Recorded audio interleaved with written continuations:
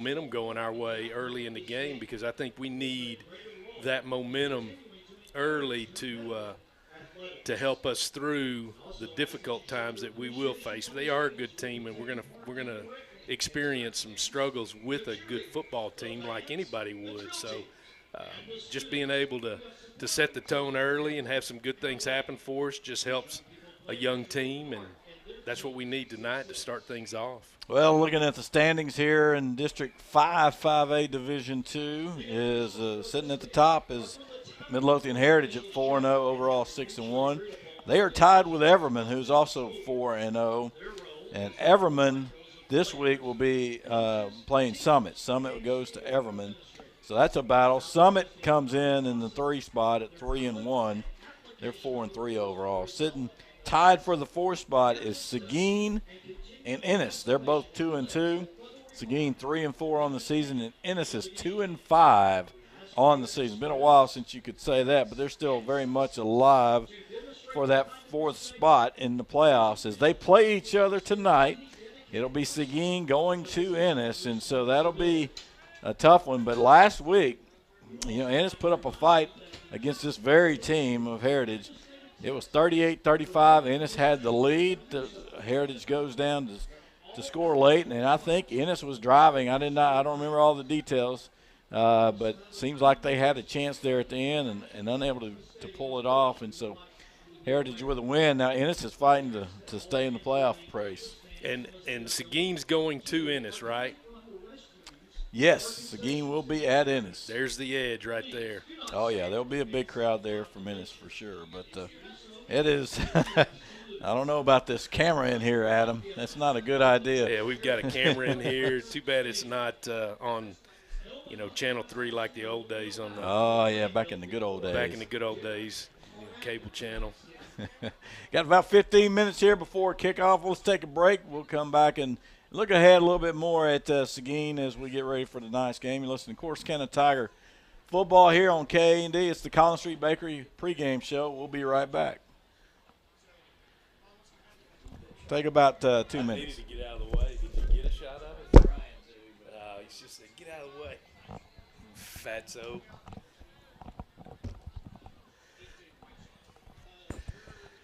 Get out of the way, Fatso.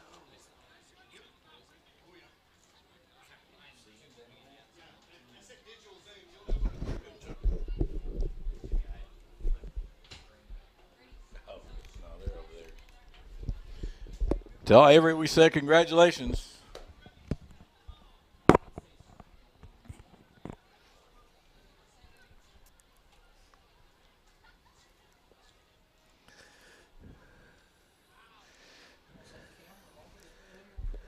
What? No, it hadn't been up this year, I don't think. It's been before. But. I wonder if they show that on the playback. Yeah.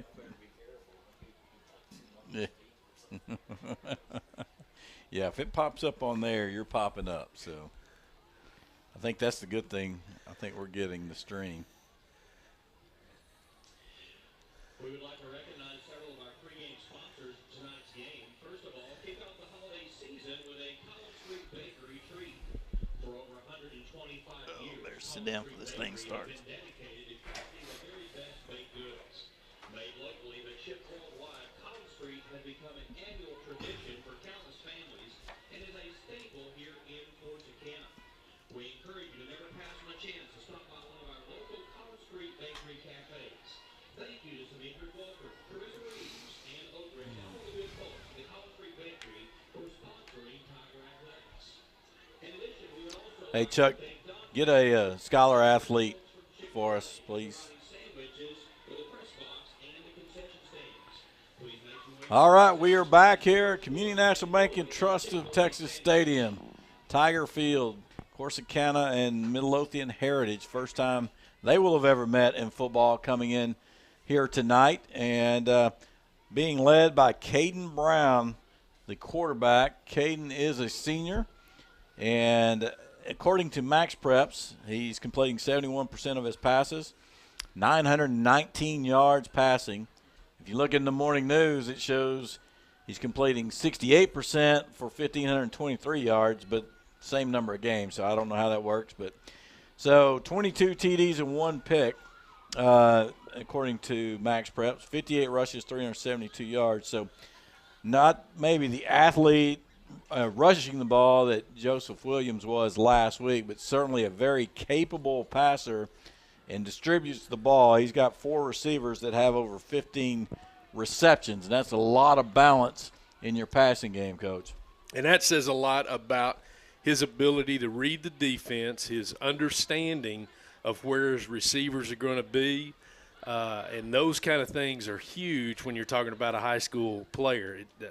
Just today, I'm getting gas at Brookshire's, and I run into Ryan Taylor, the head football coach there at Navarro, and he and I are friends in the short time that I've been at Navarro now, but he came over and talked, and I told him about the game tonight, and the first thing he talked about was Brown and his ability to spin it. He said, man, he can spin it. I might come out there and watch him. I want to see him play. So he's got the interest of college teams for sure, and, you know, he's a manager of the offense. I'm sure he's a leader within the program itself with the whole team, and he goes out each and every day. And I'd go with the morning news stats before I'd go out with the other one. Heck, a little more accurate. Yeah, and he'll go. He probably goes out every day and works. Yep. Puts in the work, has the expectation of everybody else doing it, but his ability to be a playmaker there and manage the game on the field is very evident with his stats, and then plus the success this team's had anyway. Well, and then, you know, when you look at it, you know, and talking to Coach Sardinia, you know, he's doing hand signals during the play. After the play is called, he reads the defense, and he may check off to it just with a receiver and telling him what to do. But, you know, that'd be one thing. That's pretty good right there. But you also have a running back had over 600 yards, you know, and averaging 6.5 yards a carry. So you got a nice balance right there in the game. So you're not just relying. You're just not going to be a team that's relying on the run or the pass. You know, they're able to spread it around. And as you're a former defensive coordinator. What's it like when it's not one player you got to focus on and stop. You got, you know, 5 guys you got to focus on. And there's a reason why you got to focus on 5 guys, and it's that offensive line. That offensive line gives the quarterback time to check down to, you know, he's got his initial read, and then he goes to his number 2 and possibly even his number 3.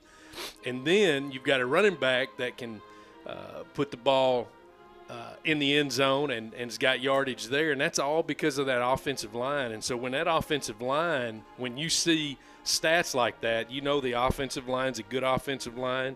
You got a quarterback just like you talked about that's giving signals. He's checking plays because of the game plan. And so when you've got a senior that understands the game and can check off and the coaches are confident enough to give him the ability to do that, then you've got a couple different factors to look at and to take into consideration as you are preparing, because you got to be able to disguise things.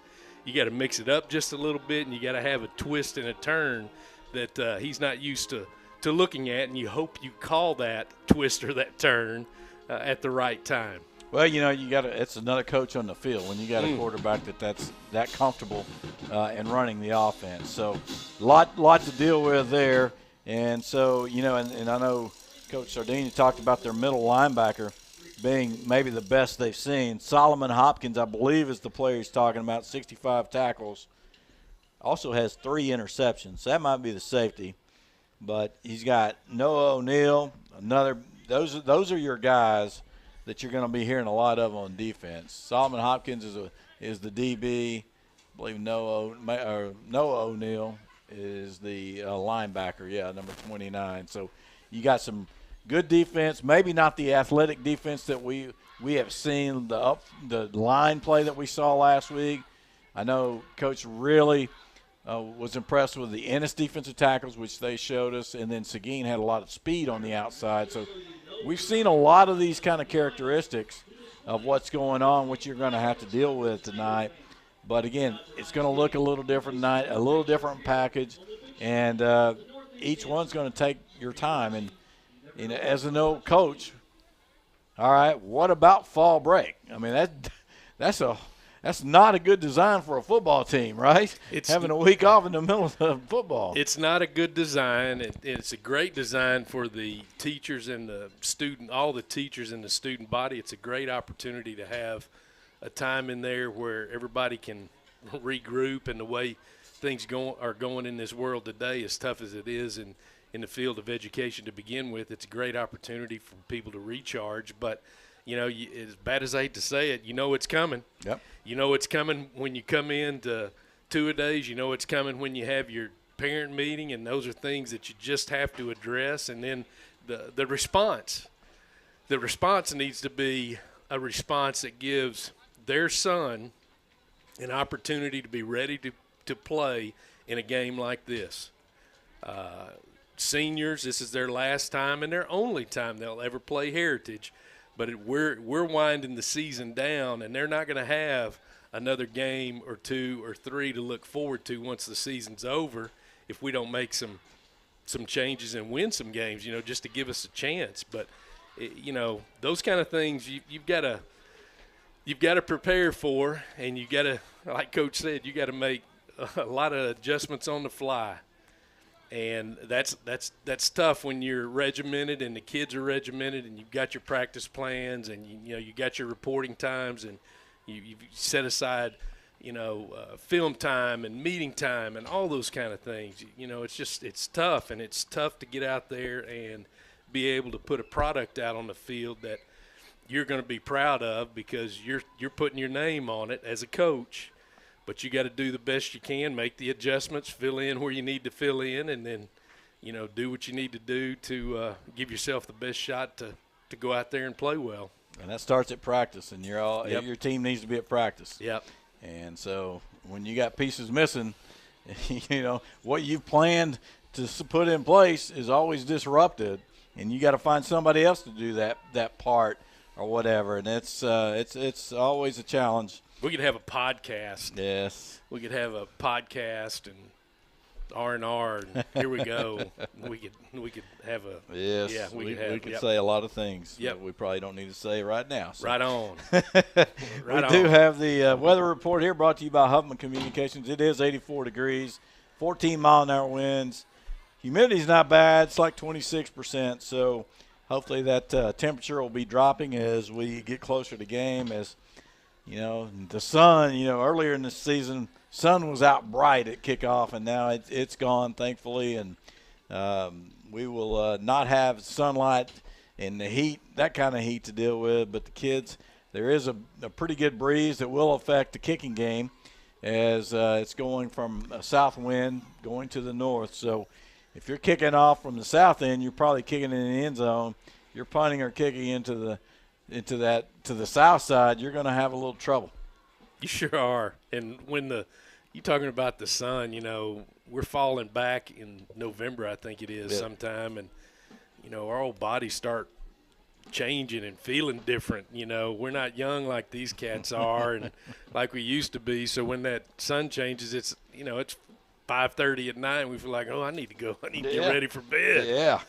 So I can see how it was like back in the 1800s being a farmer and, it's dark, need to go to bed and get up at the crack of dawn, Yeah, it's I don't much like the sun going down so early. It's killing our golf time after work. So yeah. All right, well, the Tigers, they're led by quarterback Adrian Baston, of course. He's thrown for the season over 800 yards, 841 yards, run for 637. So leading rusher, obviously, as the passer, he's leading Dante Thomas, 265 yards on the ground, another 129 receiving. Got him going a little bit last week. He had some nice runs, and, that's the thing. And we really have to do a good job at the offensive line spot, giving these guys some opportunities. When they're being met in the backfield, it makes it hard to get anything consistent established. Because even if you get 4 or 5 yards on first down and you lose it on second down, then you're back to third and long, and you got to overcome a lot. Yeah, and that's going to be both sides of the ball. How we dictate defensively with our defensive front, how we can disrupt an offense tonight that's going to be able to function in high-stress situations, difficult opportunities that the offense might have. We've got to be able to capitalize and establish ourselves and assert ourselves in the game. And offensively, in order for us to have some successes, you've got to give Adrian a chance to be able to throw the ball without having to dodge people in front. And then we've got to get bodies on bodies to give our running backs an opportunity to find a crease and hit that crease, because we do have the speed that can match anybody in this district. And if we give them the opportunity to utilize that, and all it is a body on a body, and that's about your feet, hand placement, and just being active, and not just giving in after a couple of steps. You've got to keep moving, keep pushing, and if you can do that and give our guys a crease, our guys can make something happen. Well, you got about 2 minutes here before the kickoff. We're about to have the national anthem. Let's give you the cheerleader and calico of the week. Those are brought to you by Cason's Flowers. Cheerleader is Miss Heaven Johnson, and the calico is Macy Walker. So I think you've heard that we're about to hit the national anthem. Let's take a 2-minute break. We'll have the opening kickoff coming up right after that.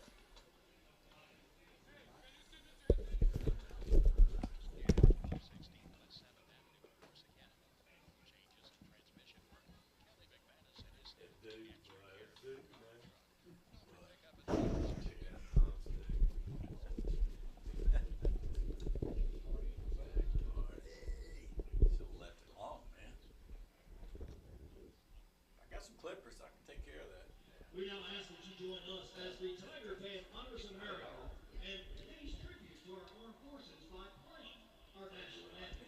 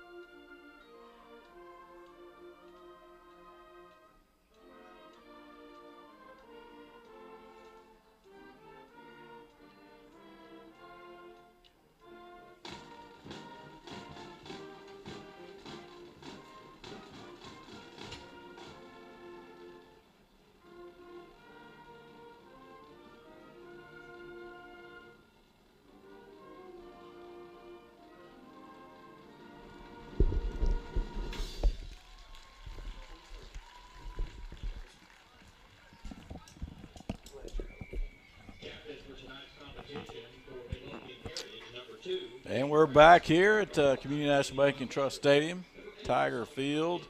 We're going to have the captains go out.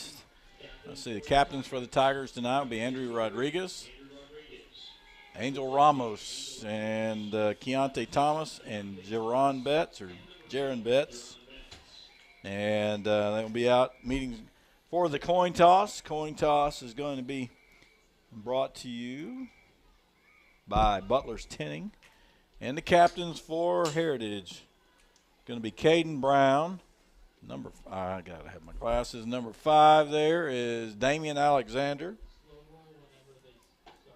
50 is Hunter Trogic. That's an Ennis name. What's he doing in Midalothian? Mm-hmm. And number 8, that is Solomon Hopkins. Those are the captains tonight.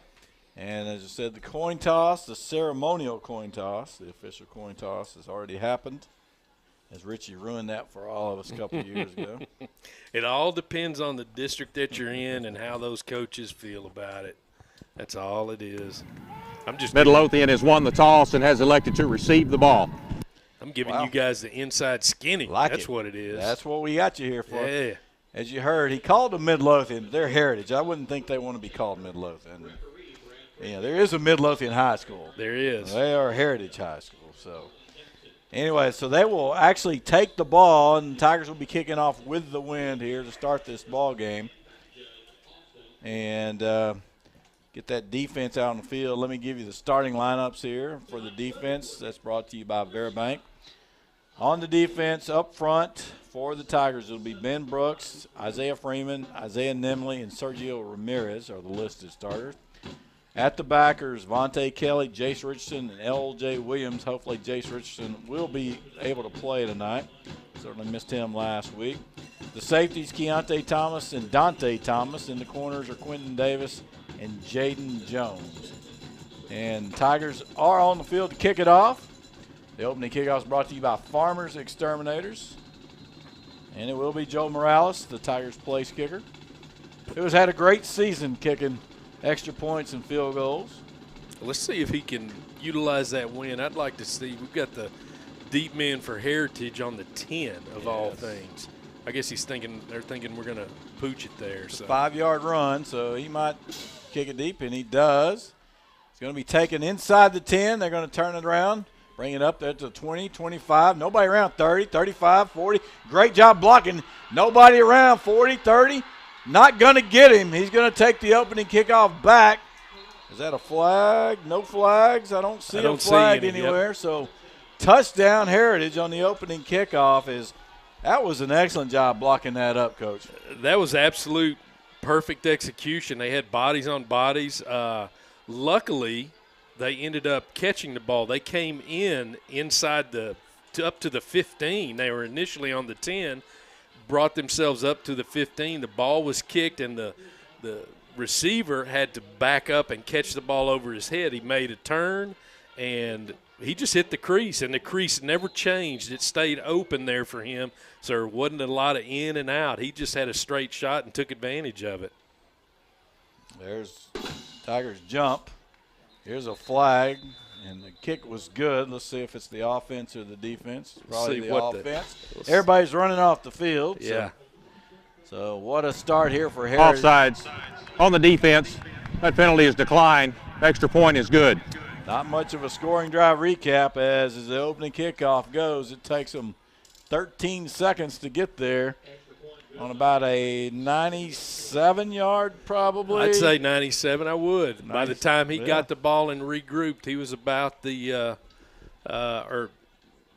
about at the 7 so or 8. 93 yard. Yeah, sorry, 93. He caught it at the 7. Yeah, there you go. Probably the 7 or 8, so either a 93 or 92-yard kickoff return. So that's a Renner Center scoring drive recap.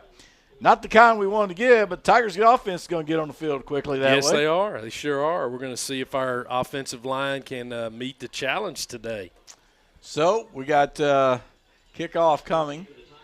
Jet Jones is back along with 6 or 5. Josiah Gooden.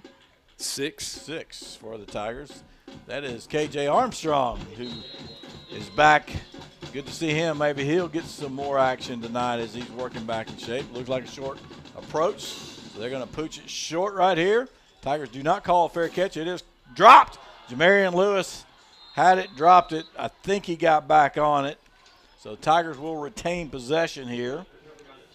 So Tigers take over with 11:44 to go. Down 7 already. They'll take over at their 31-yard line, and a good job they got it high on that pooch kick. Tigers probably need a fair catch that way. They did, and the wind's playing games with it, and you know as well as I do, just like playing in baseball, the ball might go up to one place, but it's not going to come down with the wind adjusting and blowing it.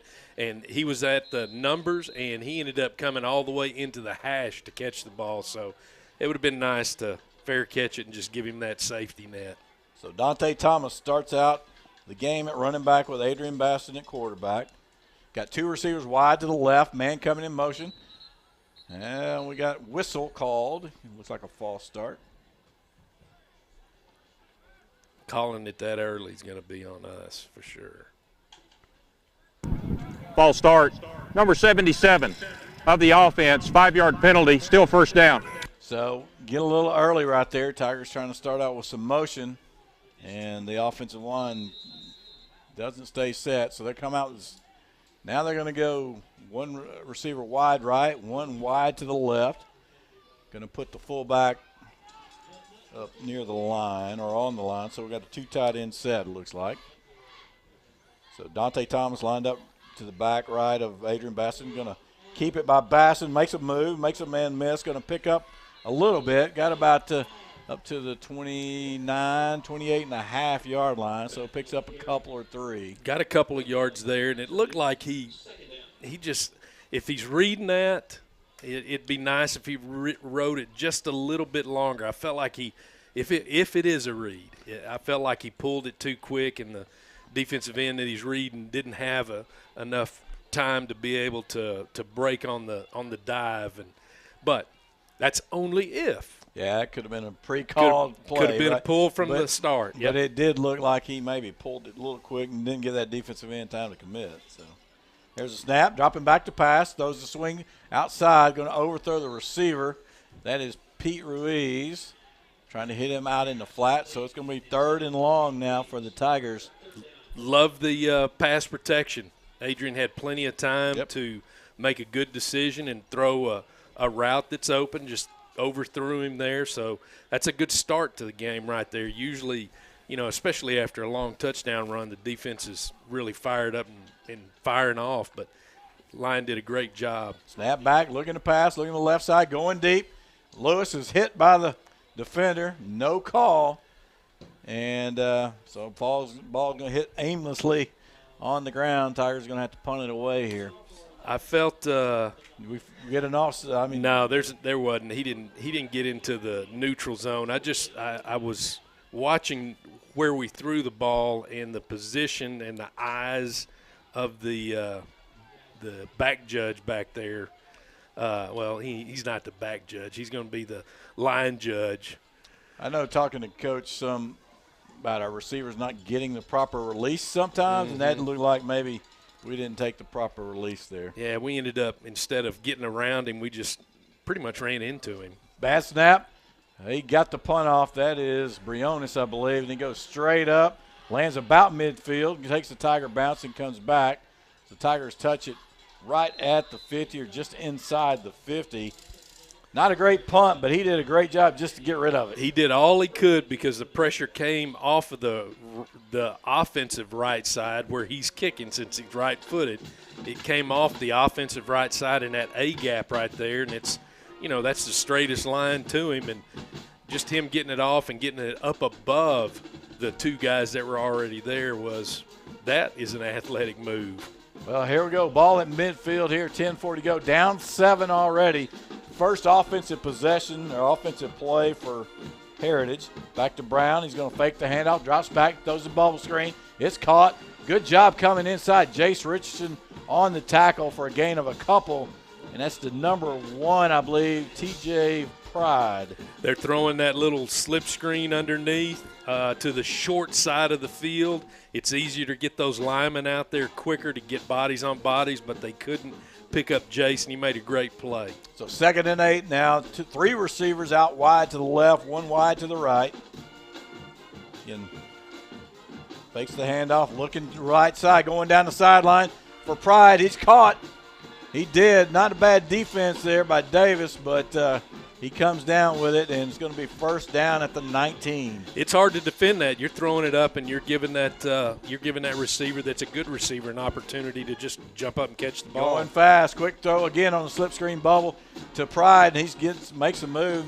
Dante Thomas comes up with a nice play to get him out at the 15. So that's an RPO right there. That's a fake. Well, it's really not a fake. It's a ride to the running back, but then you can come back down to the short side of the field on the trip side and let the 2 receivers block for your other receiver that's getting the ball right there instead of having the lineman come out. Then all number 1 so far. He's caught 3 passes.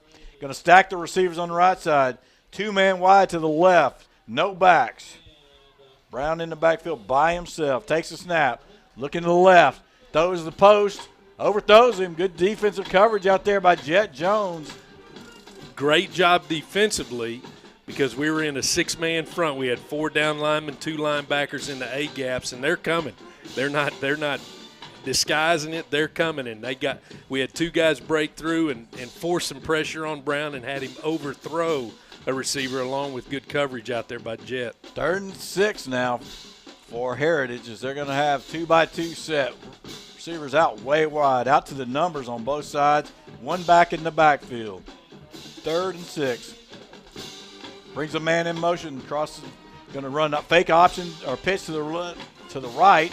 Brown's going to keep it. He's going to get a first down to the 7. Got a quarterback, takes the ball and does the old school, just like I'm slinging the ball out there for a sweep pitch and getting – all they're wanting to do is get flow with your linebacker so you can set up the block, and then he's finding Personal foul, getting it. face mask. Number 41 of the defense. Half the distance to the goal, automatic first down. Got Richardson for the face mask, so that ball's going to actually be about the 3.5. Yes, it is. So we'll call it the 4, I guess. So when he went to get the tackle, again, said Brown's not a huge runner, but capable runner, and he showed it right there. So here we go, a little tight set, going to hand it off to O'Neal. I believe that's O'Neal, and he gets in the end zone for a touchdown. O'Neal runs that. That's all That's that is Varela, a G. number 3. So. That's a G block. They pulled a guard, but he ended up bringing that all the way back where the guard pulled because we had flowed to where the ball is. These guys line up in a swinging gate every time they score, so we'll wait and see what happens here. They're in the gate, and they're going to kick an extra point now. They not only line up in it, they bring in a different set of people. You know, a lot of times you line up in it with the PAT unit. Yep. These guys, they got a whole different set. You keep your offensive squad out there. So here we go, 13-0 already for Heritage.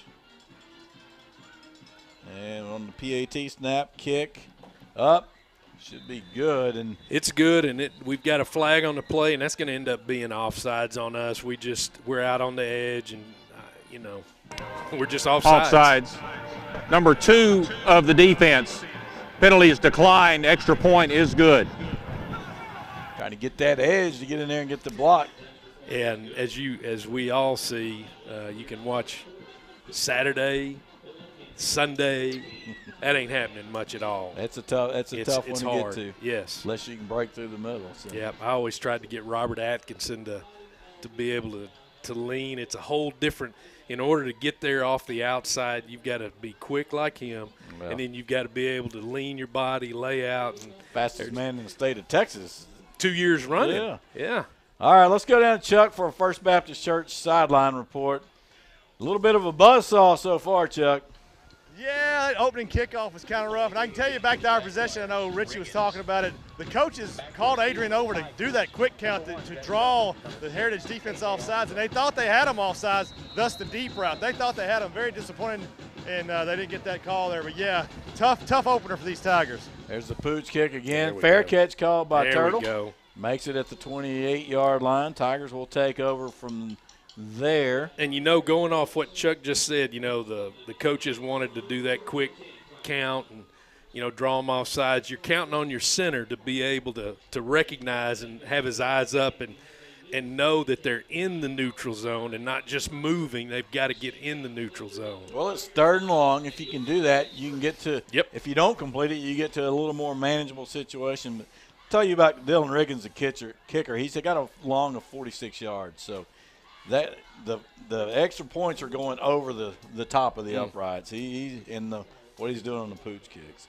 There's a snap, quick throw out to Turtle.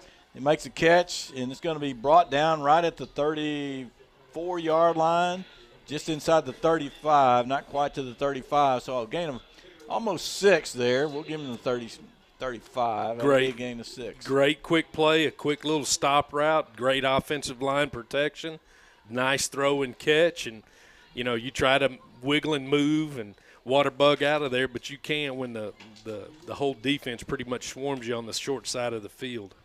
Well, here we go. We got 2 receivers to the right. You got Thomas in the backfield, brings a man in motion. Hand it off to Thomas, going to the right, trying to get outside. He's hit out there and he's going to come up with a big loss back to the 30. And, again, we got to give him a little bit of time there to do something. We do, and that was we didn't get anybody on that defender on the outside, that outside linebacker. Heritage runs a 4-3, and they're playing their outside backers a little wider than normal. Flag down here. So they're not in the Offsides. Number 9 of the defense lined up in the neutral zone. 5-yard penalty. Result of the penalty is a first down. Number 9's a good-sized fella, too. He plays defensive end. He looks like he's about 6'2" or 6'3", 6'4", 240, 250. Yeah. He looks like a big man. Good-looking kid. So Tigers, the receivers for the Tigers are Jamarian Lewis, Pete Ruiz, and Weston Hollingsworth. So not some of the other guys you see. These guys have all been part of the rotation. So going to hand off on the draw to Thomas. Good move, 45-50. He's in the open, 40, 30, 20. Got a man coming over. Is he going to beat him? No, he brings him down at the 10, but a great move right there on the sprint draw. Fantastic play. I love it, and I loved watching the offensive line right there. The offensive line gives those defensive linemen the shade that they have and just lets them get upfield. That's all they let them do. And when they take off, if I got a guy on my outside shoulder, I'm turning, opening up, and I'm letting him go that way. So I just push him, and now the crease for our speed, and there's a perfect example right there. Great execution, great play. Mark that back at the 11. They did. All right, so we can get a first down. Dante Thomas, again, just flashing the speed. There's a handoff hitting the backfield. He makes a man miss, and that's Jet Jones, I believe, at the 10. Yeah, it was, and, blow the whistle quicker because they're reaching, grabbing, and pulling and jerking. But that play right there was we had bodies on a body, and that crease that Dante wanted to go through is where the blitzing linebacker, the delayed blitz of that linebacker came and disrupted that whole play. And I'm just glad he got back. Well, he gained a yard. Yeah, he fought through and got a yard out of it. And that is Jet Jones in the backfield, giving Thomas a breather after the long run. So it'll be 2nd and 9 here for the Tigers as they're trying to push it in and cut this lead in half as they're down 14 with 7:10 to go here in the first period. 2 receivers out wide to the right. Going to be a handoff, or fake handoff, and hits in the flat. There's all sorts of whistles and flags. That's probably not a good sign. As Tigers had a nice little play there, going to hit the fullback out in the flat. Had the fullback to the left side, and he crossed the center once we play fake. Prior to the snap, false start. Number 21 of the offense, 5-yard penalty, still 2nd down. Receiver out there moving, so. And he's right in front of he's out wide right in front of the you're not official. You're not getting away with that. No, not at all. So it's going to be 2nd now, and what's that, 14 for the Tigers. Got to get to the 1 for a first down. Obviously, they'd like to get to that end zone. Tigers have 2 receivers out to the right, 2 backs in the backfield. One is the fullback. You got Jones in the backfield with Basson. Man coming in motion. Going to call a timeout. Corsicana takes their first timeout of the half. This will be a 60-second timeout. All right, well, let's take a 30-second break here while we have this timeout. Tigers down 14 trying to score. We'll be right back.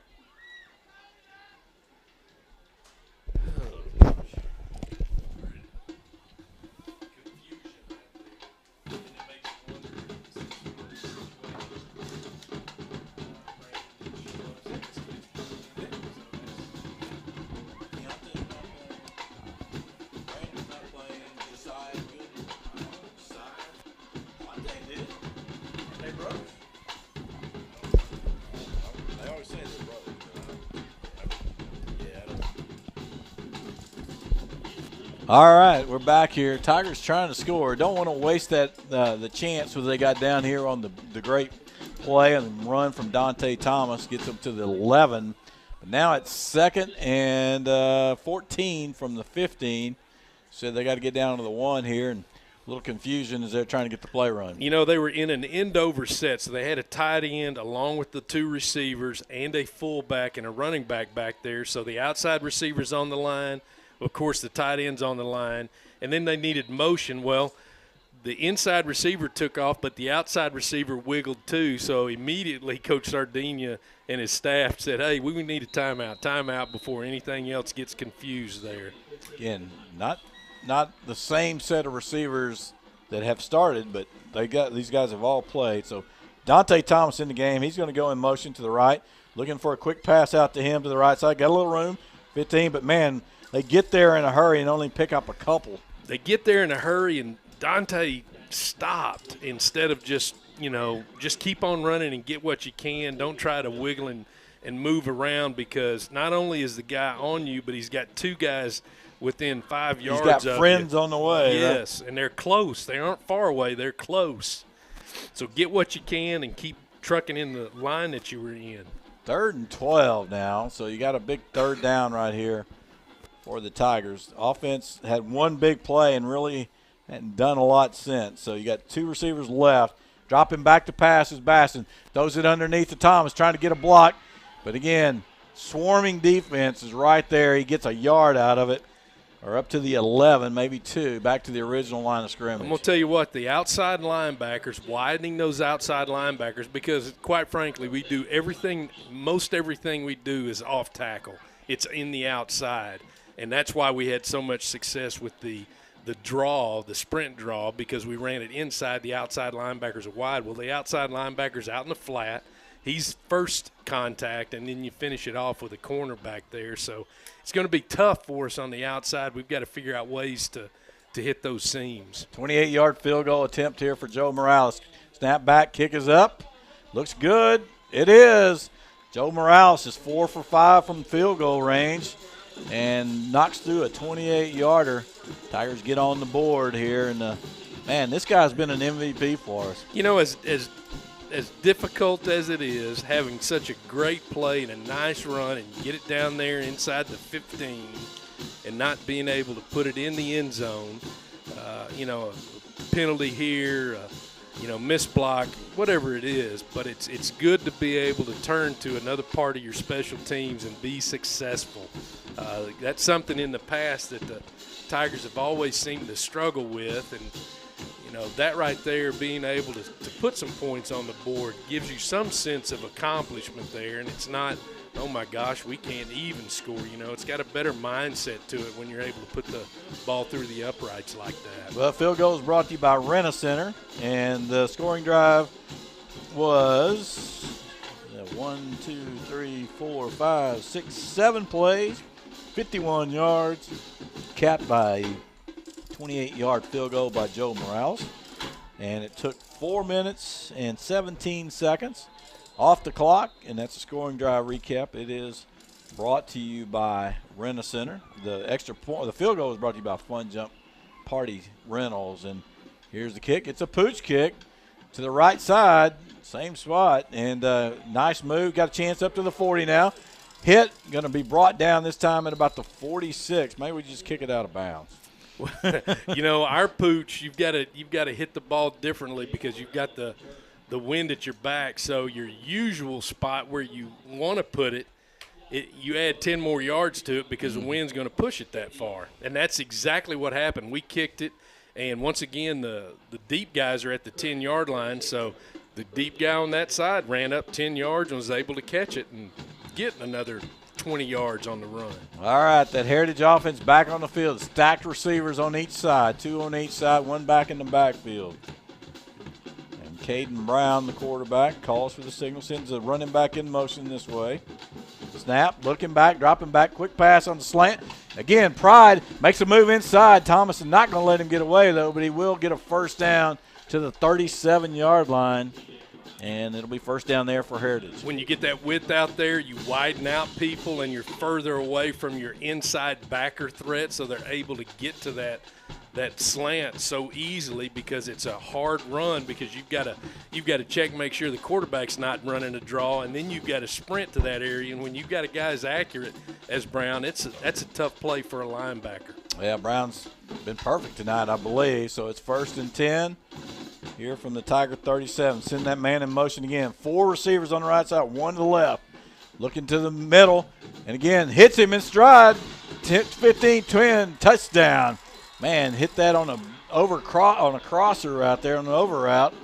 Man, just hit him in stride. Hit him in stride. Nice route. It's a dig. It was probably a 10 to 15-yard dig, and he's climbing up to the safety, and the safety's still flat-footed as he's coming across there instead of being able to pick him up and have his hips turned and ready to go. And that he just ran away from the safety that much faster. And then you've got a receiver on the goal line blocking the corner, that's the last opportunity for us to make a tackle. I believe that was Tay Jackson, number 10, on the reception for the touchdown. Here's the extra point. It's 20-3. Looking to add another one here. And there's a snap and the kick, and it is good. And just like that, they answered a 3 with a 7. So it's 21-3. Let's take a timeout here. Need a breather. As the Tigers need a breather, it's 21-3. We'll be back after this 30-second break. Oh, Lord. Yow. Hey, man, these stats that you're doing, these stats go in the record books, the history book. These are important, Tom. Yeah, this isn't just some rinky-dink, oh, we're getting the hell beat out of us kind of stats. This is stats that go in the 2022 football season stats that will be there when we are long Forever. gone. Yeah, forever. Okay, we are back here. Community National Bank and Trust Stadium, Tiger Field. Tigers down 21-3, and this offense is a pretty good machine. I think Caden Brown, we've seen a lot of good quarterbacks this year. They all look different. This guy is definitely, to me, the best passer that we've seen. He's a very accurate passer. He understands the offense. His offensive line, and we talked about it in the pregame, his offensive line protects, and it gives a guy like that the opportunity to be that much more lethal. There's a kick, fair caught at the 25s where the Tigers will take over. And again, fortunately, the Tigers had the big play to get them out of trouble and be able to turn that into points. They're gonna need points right here, Coach. They got to keep up to in this track meet. All they can do is this play right here. They need to execute this play to the best of their ability, and then let's see what happens. Regroup, just like you talked about. Take a breath. And let's do it again because, we're still in the first quarter right here, so there's 3 quarters left of this game. And, we've got to compete. You got to do this for, everybody on your team and the coaches, and because it's you guys out there on the field, so let's do it. Going under center here, hand off to KJ Armstrong, kicks it out right, tries to break the tackle. He does, 25-30. Going to get a first down. It'll be a Northside Baptist Church first down, and that gets to the 32.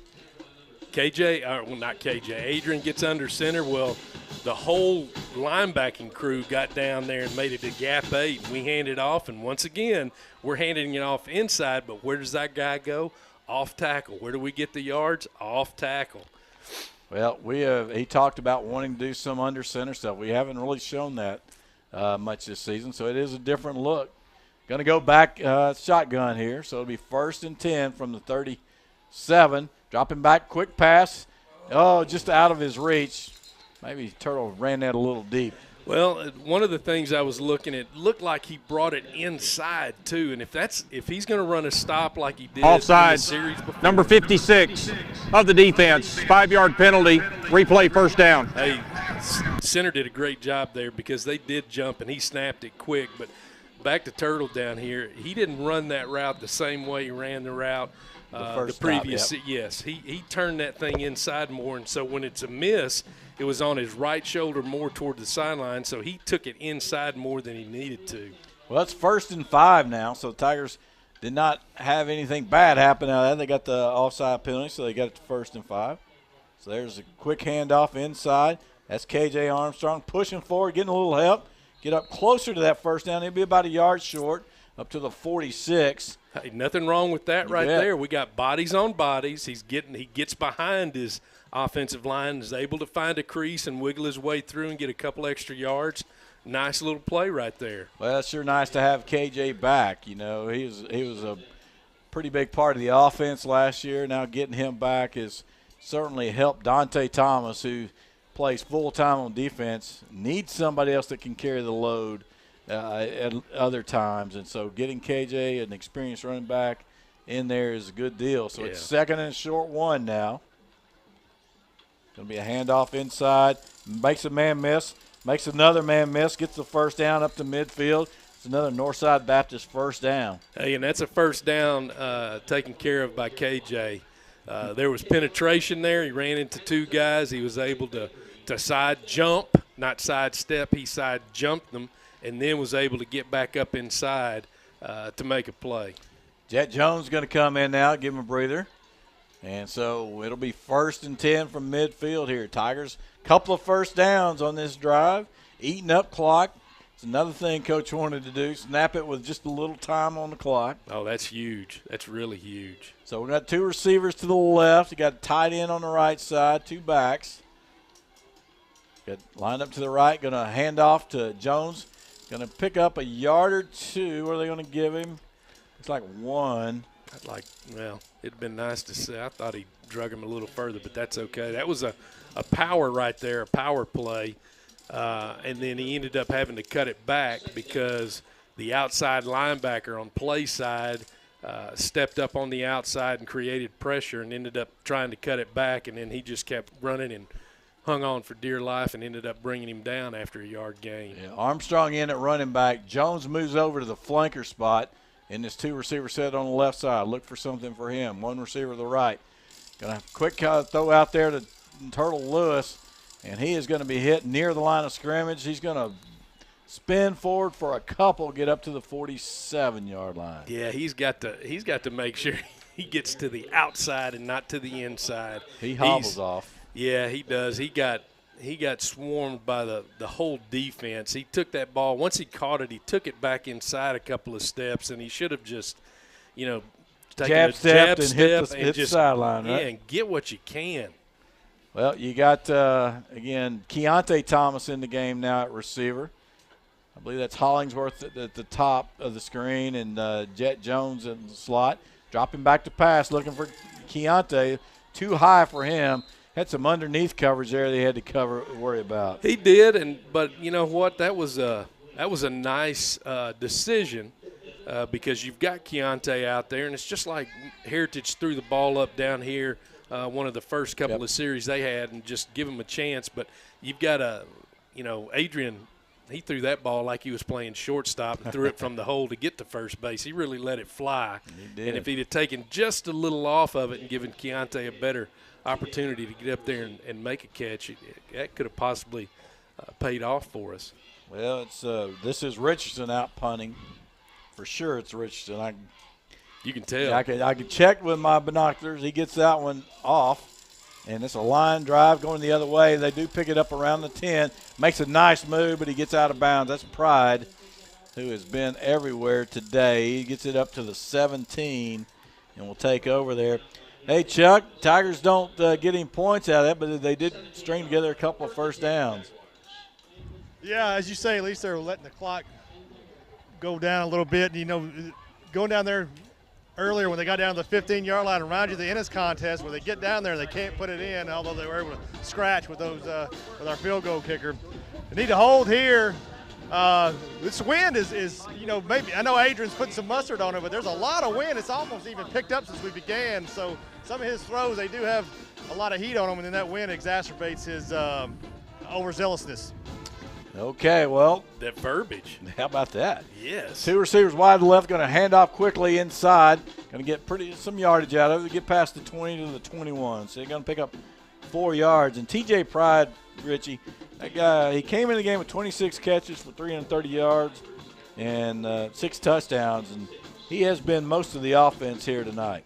Well, and I can see why. He is athletic, very skilled, very poised, and very confident. You can tell by the way he prepared in pregame, how he worked, and there wasn't a lot of idle time. He's doing something, and he's got his mindset right. Well, that's the end of the quarter. It's 21-3 Heritage over the Tigers. Let's take a 30-second break, and we'll have second quarter coming up.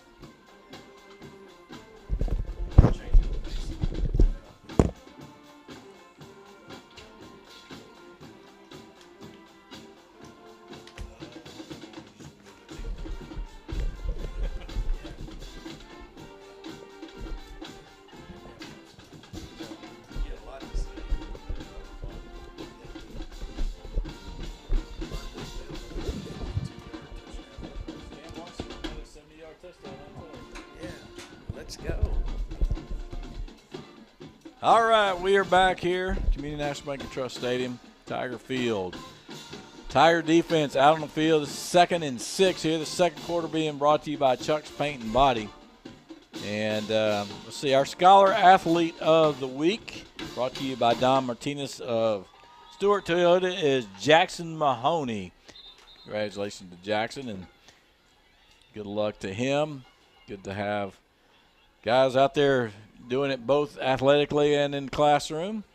And it is 2nd and 6 here as we start this second quarter. You got one receiver wide to the – these guys are wide. They are. Numbers to numbers on each side. They like stretching the defense and having those guys make a decision on how wide and how far out of the box they want to play. Empty backfield. Brown back to pass. Looking over the middle. Hits him on the post. On his back shoulder, he's going to be trouble. 40, 35, 30. Going to be maybe wrestled down. He's inside the 20 and won't go down into the 15. Gets him down to about the 14, and that's number 3. That is Jason Barella, who's also a running back. Another dig route, deep dig, and it's far enough away to where Brown doesn't have to worry about the linebacker coverage because that thing's 17. That last route was 17 to 20 yards deep, so he's got plenty of room to get it over that first layer of coverage there, which are your linebackers, and he's able to drop it in because it's happening right up in front of the safety. Very versatile. Normally Mason O'Neill has gotten most of the carries. We have not seen him tonight. So here we go. Got everybody on the left side, short side of the field. Going to hand it back to Barella going to the right. He's going outside. Tigers turning back in, stack him up, but he turns it up and will get something out of nothing. Pick up a couple of yards out of it. Ended up shifting the tight end over to make it a end over set into the short side of the field. The running back stayed on the quarterback left side, so you've got a guard and a tackle on the right side to block. They still give it on a sweep, a stretch, and our corner did a great job over the top on the wide side there, on the no receiver side, to make sure we turn it back in and cut things down to a 2-yard gain. O'Neill in the game now at running back. So we got 2 receivers to the right, 1 wide left. Running back to the left side, going to hand it off. Nope, quarterback's going to keep it up the middle. 10. He's going to drive inside the 5, and he'll have a first down. So he gets down to the 3-yard line. Be first and goal there. And again, pretty good sized kid, pretty good power running from the quarterback. A cross zone, and they're play faking to the running back, and they're taking the fullback that was on the right side and bringing him all the way across to kick the end, and the quarterback's finding that crease on the left side, and he did a great job there and lowered his shoulder on top of that. First and goal. Snap back, hand off to O'Neill. He's going to be in for the touchdown as they do a good job caving in the our right side of the defense. They did. It was an inside zone. He was able to go with the flow. They really caved down the left side, the right defensive side, and he just followed that cave all the way down into the end zone. 27-3 with the extra point coming, and they will run the PAT team on as they take the offense off the field. So it's habit for them to get into the swinging gate, and you can these last 2 touchdowns, you can tell the offense is not going to execute that swinging gate. There's a snap, hold, kick. It's good.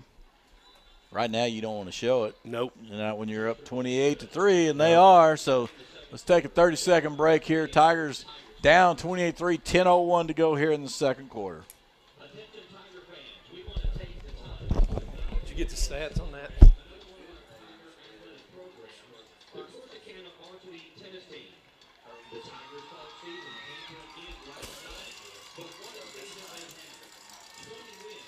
Okay, clock. They ran 1 minute and 59 seconds off the clock. All right. Yes.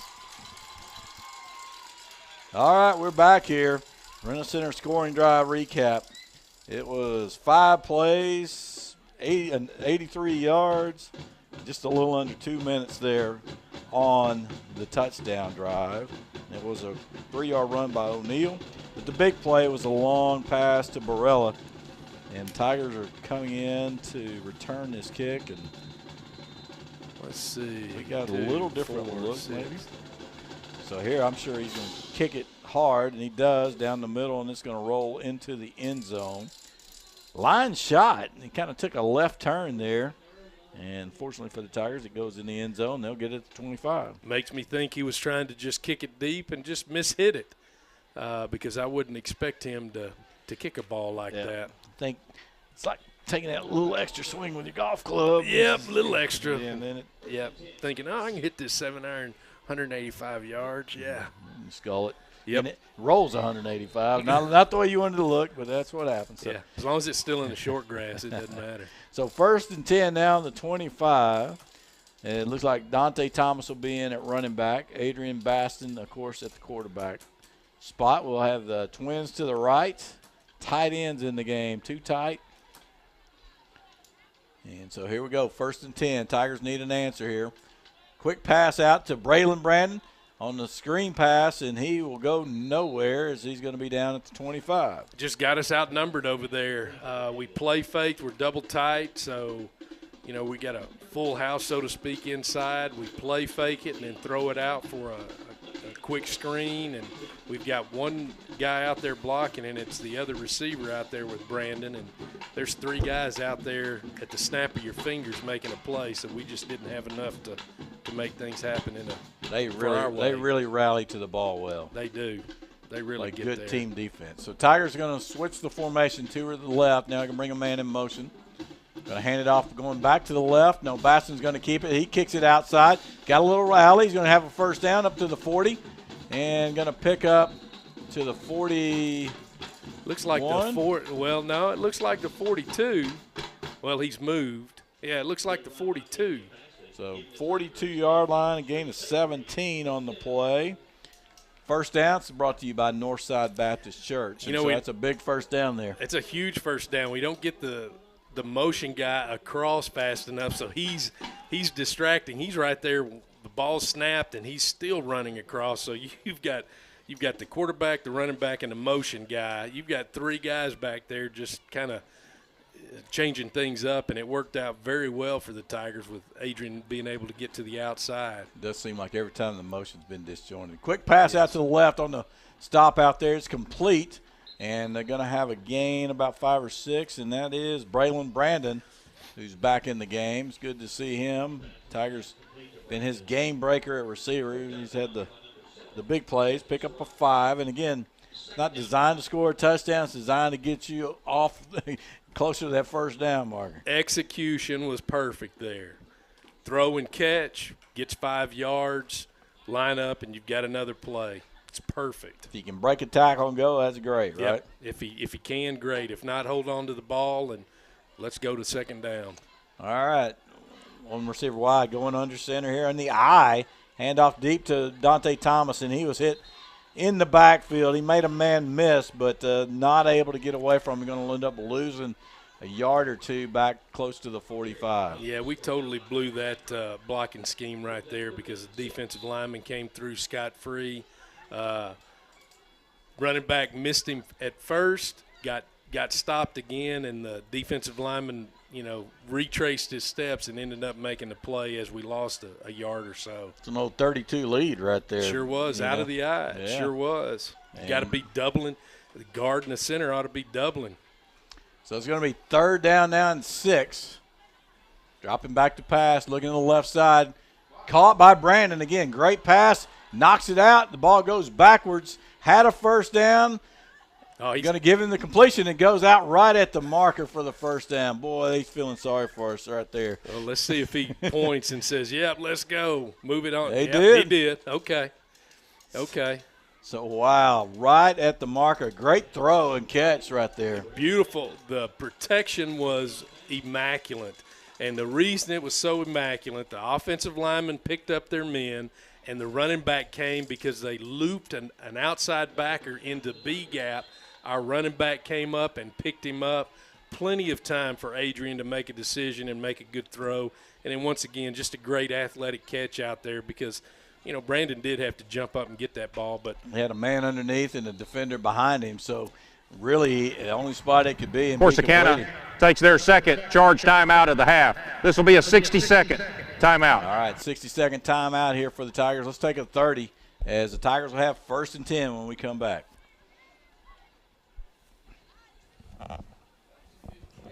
It was. Mm-hmm.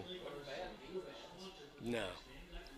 Oh, that backer was underneath or safety, whatever he is. Yeah, we got him. Well, you got a better chance now with Brandon. Yeah. Maybe.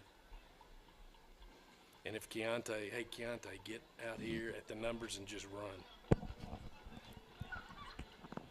All right, we're back here at Community National Bank and Trust Stadium. It's 6:53 to go. It's 28-3 Heritage. Corsicana is driving out the 48 of Heritage.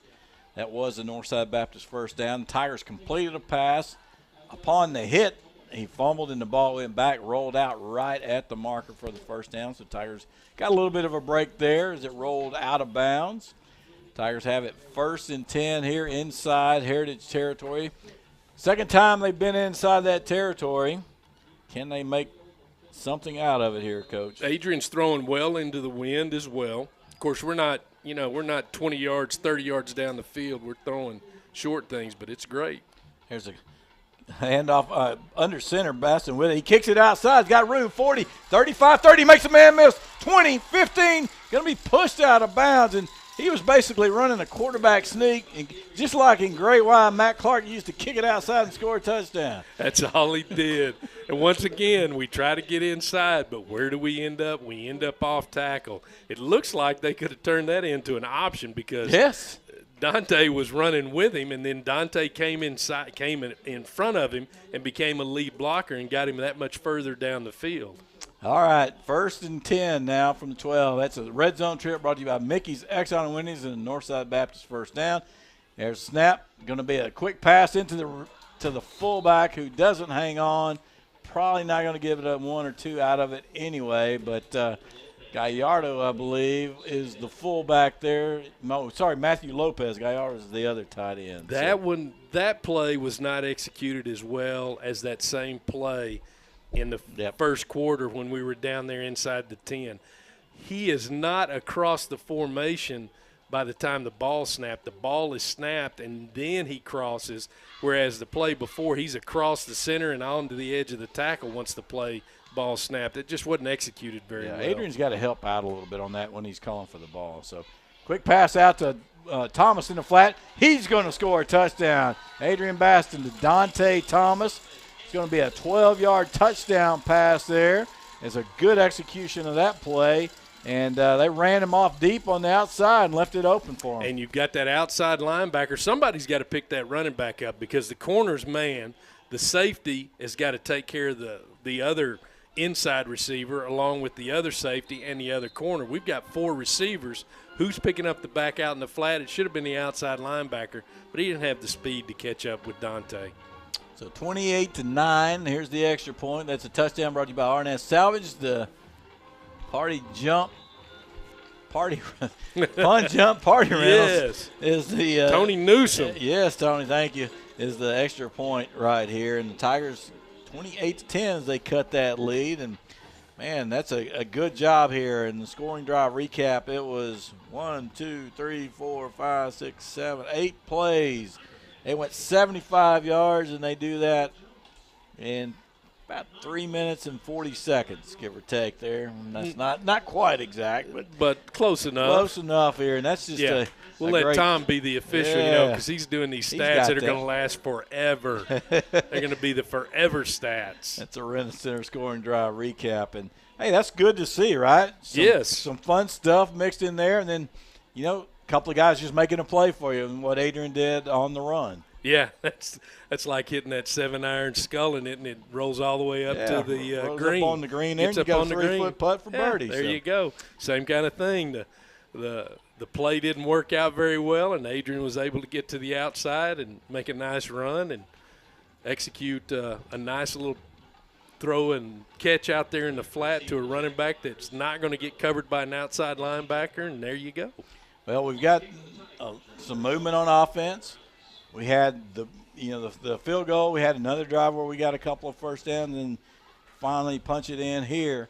Now we got to get defense to make a stop. Yes, and I'd love for us to be able to take away that middle area where they're throwing that deep dig. Yes, that's been a killer right now. And there's the Kick coming from Rouse. Going to be an onside kick. Bounces around. It's got a chance. It's on the ground. Chuck, can you see what we got down there? Yeah, we had a shot, but I think Heritage fell on it. He did. It bounced off his chest, and number 12 there for Heritage is John Olasanya. Wow. Something like that. Anyway, he bobbled it and got back on it. Total offense, believe it or not, Heritage 183, Corsicana 161. Yeah. Of course, they had a kickoff return for a touchdown for 90-something yards. But Stats complimented Tom Childs. Tom Childs and our good friend Barry Income Tax, David Barry. Hey. How about that? 153 passing for Heritage, 36 for the Tigers, 125 rushing, 30 for Heritage. So flip-flop around there. Let's see, individual real quick here. Adrian Baston, 8 of 13 throwing. Got the run play going out wide to the right here. Tigers come. There's a hold in the backfield. No gain on the play as the Tigers get him down. Baston, 3 carries, 56 yards. Dante Thomas, 2 carries, 47 yards. So there you go. Those are stats brought to you by Barry Income Tax. There's a flag on the play. Should bring everything back. Looked like it would be a hold from where they threw the flag. They did hold. They cheated. We, by alignment, we had them beat, and they didn't get across our face to cut us off. So as we're trying Holding, to get away, number 70 of the offense, 10-yard penalty, still first down. as we're able to get away, they're pulling at us. Did a great job on the outside. Had safety support because what it ended up, we had twins to the right, single receiver to the left. We had a fullback that went in short motion across the formation to the right, and they ran a stretch. Well, our safety, Dante, did a great job of pursuit and just kept pushing out to the left, and we had guys rally, or out to the sideline. We had guys rally to stop the play. Trips to the right side, the wide side of the field here. Snap off, going to come to the short side to the running back. Kicks it outside 45. Going to get up near midfield. That's O'Neal. He's going to get up to, they're going to give him the 49-yard line of our side, on our side. So it got a lot of that back plus some, so it'll be second and about 7. Yeah, our corner, instead of keeping outside leverage there because he is the widest guy to this short side down here, and he's got to be able to force everything back. He bounced head up with the tight end, and that enabled the running back to bounce things to the outside and gain another 7 or 8 yards before pursuit pushed him out of bounds. All right, we got a full house backfield, a little diamond type arrowhead looking Sure is. thing right here. Got 2 receivers wide each side. Going to hand it off to the back on the right. He's not going to get much. They're going to give him about a yard. Tigers are right there to snuff it out, and they're going to bring up a 3rd down. Well, they can do a couple of different things out of that, and they showed it. They run a lead, and then they play fake, and then with the running back that's in the I, he's dotted the I, he's a couple of yards behind the quarterback. They play fake that, and then they end up running the option right or left. Either way it goes, but you've got a few plays that you can run out of that little diamond look, that triangle look. Back to a different set now. Trips right, single receiver left, looking to the right side, rolling right. Tigers throwing it down the sideline. He's wide open, and he misses it. Don't know that he scores a touchdown, but he's well inside the 10 at that point. Brings up a 4th down. Are they going to send the punt team out? They're going to send the punt team out. That was a weird play. They snapped the ball. Quarterback kind of stood there. It's like they were trying to draw us off sides, and then the play ran. We fell asleep in the secondary, and just our eyes just stayed in the backfield instead of on the guys we need to be looking for, and that gave him an opportunity to get open and get behind us. He was too open, and that's why he dropped it. Well, Tigers have a sense of victory here if they can get a punt. It's going to be a short play. They're faking it. Oh, man, and they hit a great play right there. Is that number 15, I believe, threw the ball? 15 threw it. 15 is Cam Reuter. He's a quarterback. He's the backup. Yeah, he's the backup guy. And so they complete a slant to the outside man to the 36. Frankly, I couldn't believe they were going to punt it, to be honest with you. So that's something they want to work at and get on film, right? They got it on film now. Now they'll show you. They took the receiver down here on the short side of the field and motioned him across. We were there over the top, but it's the inside guys, the underneath guys that didn't react to it, and they were able to throw and catch that slant right over the middle. So 1st down now at the 36-yard line of the Tigers. Going to be a fake the handoff, going to roll a little right. got on him. He's going to throw it away, or did he hang on to it? He hung on to it. Okay, thank you. He hung on to it. So it's a big sack. It's a sack brought to you by Chili's, and a big loss on the play. And good job by the defense. Could you tell who got him? Yeah, that was Quentin Davis. All right. He came off the corner down here. Yeah, the tight end down here was squatted down and light on his hand. He was giving it away because he wasn't going out for a pass route, and he stayed and blocked. But Quentin just kept coming, never slowed down. The quarterback got flushed to the quarterback's right side, and Quentin's down here on the left, and he just kept on pushing and then finally made the play. 2nd and 24. Going to hand off inside. Ball on the ground. Where's it at? Who's on it? We got it. Tigers got it. Chuck, can you see who has the recovery? I know 7 had it and tried to pick it up and run with it. I don't know if he got on the bottom or I thought that was 7.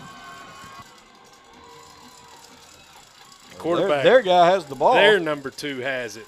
But they already awarded us the ball. Really? Tigers with the ball. So Rolling on the field is a fumble recovered by the defense. First down. Tigers with the ball. They take over. So they do force that stop, even though they don't get the punt. And actually they get it in a little better spot there at midfield. So the Tigers, hey, you get you a score here before half, 28-17, you get the ball to start the second half. There's nothing wrong with that. And the way we've been, we're not pressing, we're not panicking on offense. I mean, we're executing and getting things done, and that we just need to stay that course right there, and that gives us a better chance of being able to make some things happen. There's a quick pass, dropping back, going deep. Got a man wide open. It's Jet Jones. A little underthrown there. Had pressure up the middle. Couldn't quite get enough on it, but Jet was behind everybody and just couldn't come up with it. I wish the fans out there in Radio Land could have seen that happen. It was so beautiful. Great play fake. Adrian drops back. Jet's just kind of jogging and stutters his steps, and it freezes the corner and the safety, and then he splits them, and they aren't moving. And it's the backside safety that ends up having to come over, but the ball just got thrown too far inside for Jet because he was gone. Yeah, if he could have thrown it out by the numbers, man, it was so wide open. Man coming in motion. When he snapped, and guys run into each other, and he's got to let that man get across. He's got to, because thank goodness Dante held on to the ball, because it could have been a tackle. We could have tackled ourselves.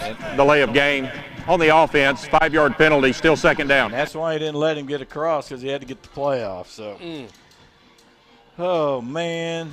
Had an opportunity there, and the Tigers going to have to find a way to get after it. It's going to be 2nd and 15. And there's another piece to that puzzle, because is that back coach to take a step like we're running the jet sweep and then come back?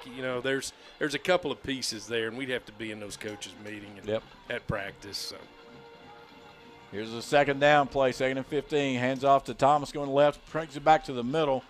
Not much there. Pick up a couple. I wish he would have trusted his pulling guard and tackle. If he stays on those hips of those big boys that are pulling out there, he's got a crease that he's going to get at least 7 or 8 yards. And then with his ability, whether he jukes somebody, runs over somebody, stiff arms somebody, he's liable to make a first down. But he just didn't trust following his big lineman, because there was a gap out there. We had blocked the corner outside.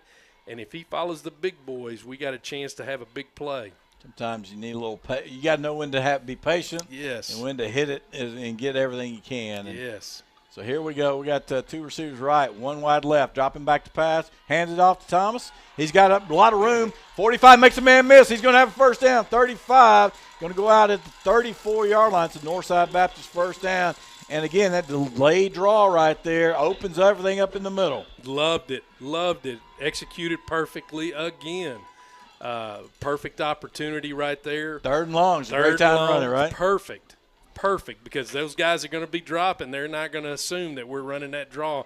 This is something new offensively that the Tigers have put in for this game. So 2:30-something and counting right here. You got the ball at their 34-yard lines. You got twins right, solo man on the left side. One back in, bringing a man in motion. Running the jet sweep. No, Adrian Baston's going to keep it, and, man, they close it up right away. No gain on the play. And it's that inside down lineman that doesn't get blocked. He doesn't have a body on him hard enough to stop his momentum and his charge. That's all it took, because there's a crease there for Adrian to hit. But if we could get our hands right, our feet right, and just start driving wherever we could drive that guy. It was the right read, because Yes. the sweep was covered. Yes. The outside man had that covered. So, and it looked like he was going to have a crease, as you said. So 1:45 and counting here, 2nd and 10. Tigers dropping back, rolling right, going to throw it back on the backside screen. Jones, no, it's Brandon. And again, rallying to the ball, no gain on the play. Rallying to the ball, and we didn't do a very good job of blocking point of attack at all, because there's nowhere for him to go. He can dance, spin, jump, twist, whatever he needs to do, and he's not going to get any further than he got right there. 1:15 and counting. Tigers really not in a big hurry, because it's 3rd and 10, and field goal right here. No, not against the wind. Not against the wind, We've It'd got be a we 52-yarder. and we still have a timeout. Yep. If we don't, we've got options there. If we can get this first down, then they can speed it back up. Now they're going to go ahead and call it. Let's make sure we get a play. They're going to use the timeout. 56 seconds here. So Okay. Timeout, Corsicana. all right, Chuck. That's their 3rd and final timeout of the half. This will be a 60-second timeout. Down there on the sideline. Did you get a little life after we got the touchdown and the fumble down there? Yeah, a little life breathed back into the sideline here on the west side. You got to be proud of the Tigers being down 25 and fighting and showing resiliency. It'd be nice to get a first down here, and you're right, punch it in and get that ball back. And, Tom Childs, statisticians around here become absolute legends. I mean, Mike Mumford's a living legend, so stats are very important, Tom Childs. I just want to say that over the air. Yeah, stats are important. Stats are important. Hey, That's and what Chuck says. Just to piggyback on that, Chuck, that is the historical, whether it's Corsicana Tiger athletics or Navarra College athletics as well. He is a legend. He is the man. Yeah. He is the man, and he will come in with some hot sports opinions. I don't know if you follow his Twitter. Sometimes he will get on some rants, and he's quite funny. He's deeper than stats. He's got satire along with it. Well, I sure miss his sports writing from the good old days back in our day, Richie. He was. Oh my goodness. Man, it was no like joke. having the Dallas Morning News here in Corsicana between he and Dick Gibbs. So. Oh man. You couldn't beat him. That's right. 3rd and 10 now. We got to come up with a play. All right, put on your offensive coordinator hat. What you going to do? How about you fake the draw this time? Well, you know what? What you ought to do is since we're going to hang on draw, let's do a quarterback draw. Let's motion it back out. Yep, Let's I pump like fake, and then let's run a quarterback I draw. like it. I like it. Hey, that's the guy you want the ball in his hands. He's got the chance of making the biggest play out there usually. So. Yes, he does. All right, we're a little tight right here. Let's see what we got going. It's dropping back to pass, looking everywhere. He's got a chance if he scrambles, breaks to the right side, going to be at the 30. Gets a little bit up to the 29, excuse me. So enough, but you used your timeout. You're going to have to hurry here at 40 seconds, so it's going to be 4th and about 5. I don't like the way he got up kind of. He got bent a little funny. Yeah, that's kind of tough now. This is a manageable 4th down in this area right here. We get that first down, we just clock it, and then we're not see going to what hurry. we're going to do. We're not going to hurry right here. 17 seconds, 15 seconds, dropping back, throws it out to. Oh! He had a little pressure and he threw it behind. Dante probably gained a little too much ground on that play before he looked for the ball. Yeah, he did, and I'm thinking it's the same kind of route that he threw Flat down route, here. yeah. But Dante didn't get it up the field and then turn it out to the flat. He just ran like a banana route out there. It had just a curve to it. But you got 12 seconds defensively. We need to make sure our linebacker depth is deeper than that 10 to 12. It needs to be 15 to 20 on their drops because they are gonna. I would think they throw the ball, but they might be feeling pretty good about themselves where they are with the score right now. You just don't know. 12 seconds left here. They're going to and they've got their timeouts. Yep. They got this. They're going to send the back in motions. Empty set.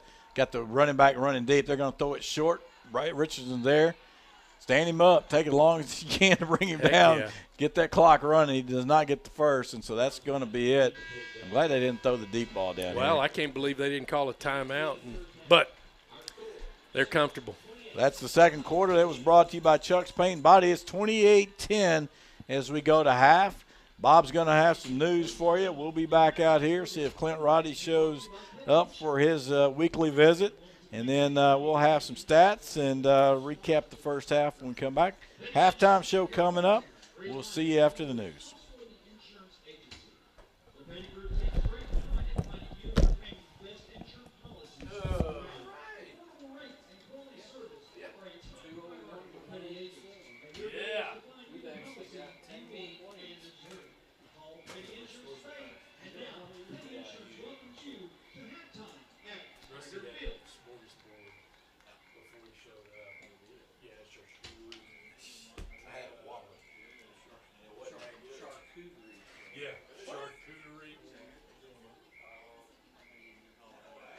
Charcuterie.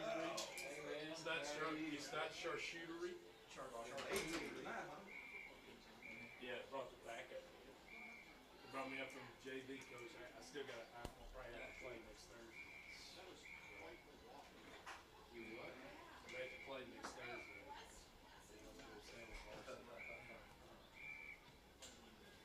Yeah, that's charcuterie.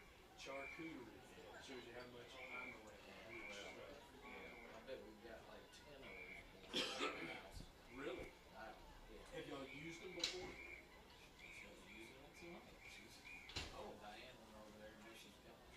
Heritage High School is proud to present Midalothian's award-winning Heritage Medals under the direction of Mrs. Tiffany Ritchie and assisted by Mrs. Libby Strong. I bet it's too much. Charcuterie? Charcuterie? Yeah, that's too much charcuterie. That's just too much. There's probably plenty of wine. It's just too much. Now, when you get home, you go on that for a good bit. Get you some top shelf. It's about 50-50s. About 50 of it tastes all right. The medals officers are First Lieutenant Gracie Clayton, Lieutenant Riley Camp, Lieutenant Bree Smith, Lieutenant Delaney Peter, Lieutenant Aaron Pruitt, and the medals are led onto the field by Captain Miss Alex Atwell. The Heritage Girls are proud to announce that the 2022-2023 Miss Drill Team from Millie Castillo, along with Miss High Man, it's 2010. I know. Serena Bay. Medals officers are President Ezra Mays, Vice President Nancy Nelson,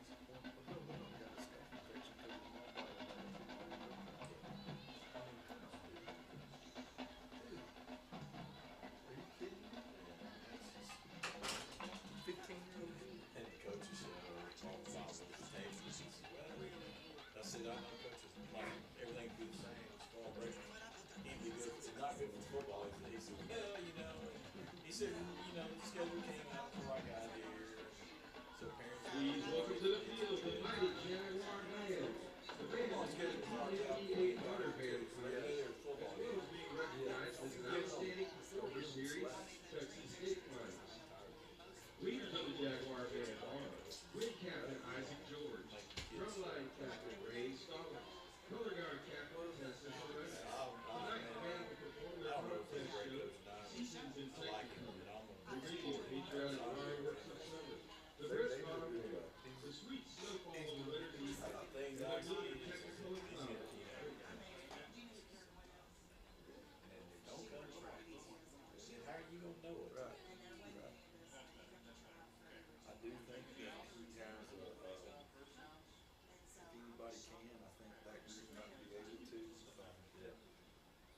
Some of that out of them over time. You can get those 9th graders and 8th graders, 7th train them up. That's what I told them. Hey, do what you gotta do because you're not gonna win the night game. Everybody plays from the beginning, so time to start giving lessons. Exactly. Well, and two, from my experiences, it's hard to go through a season 1-8 or 1-9, 2-8, whenever. But when you're having to fight them all the time, but if everybody's going in the same direction and the kids are cooperative and have a good attitude, you can stump. That's what I say. Jimbo's Wings coach here. He won 3 games the first 2 years. So process, man. Well, it's kind of like just saying how you got to focus on on that quarter.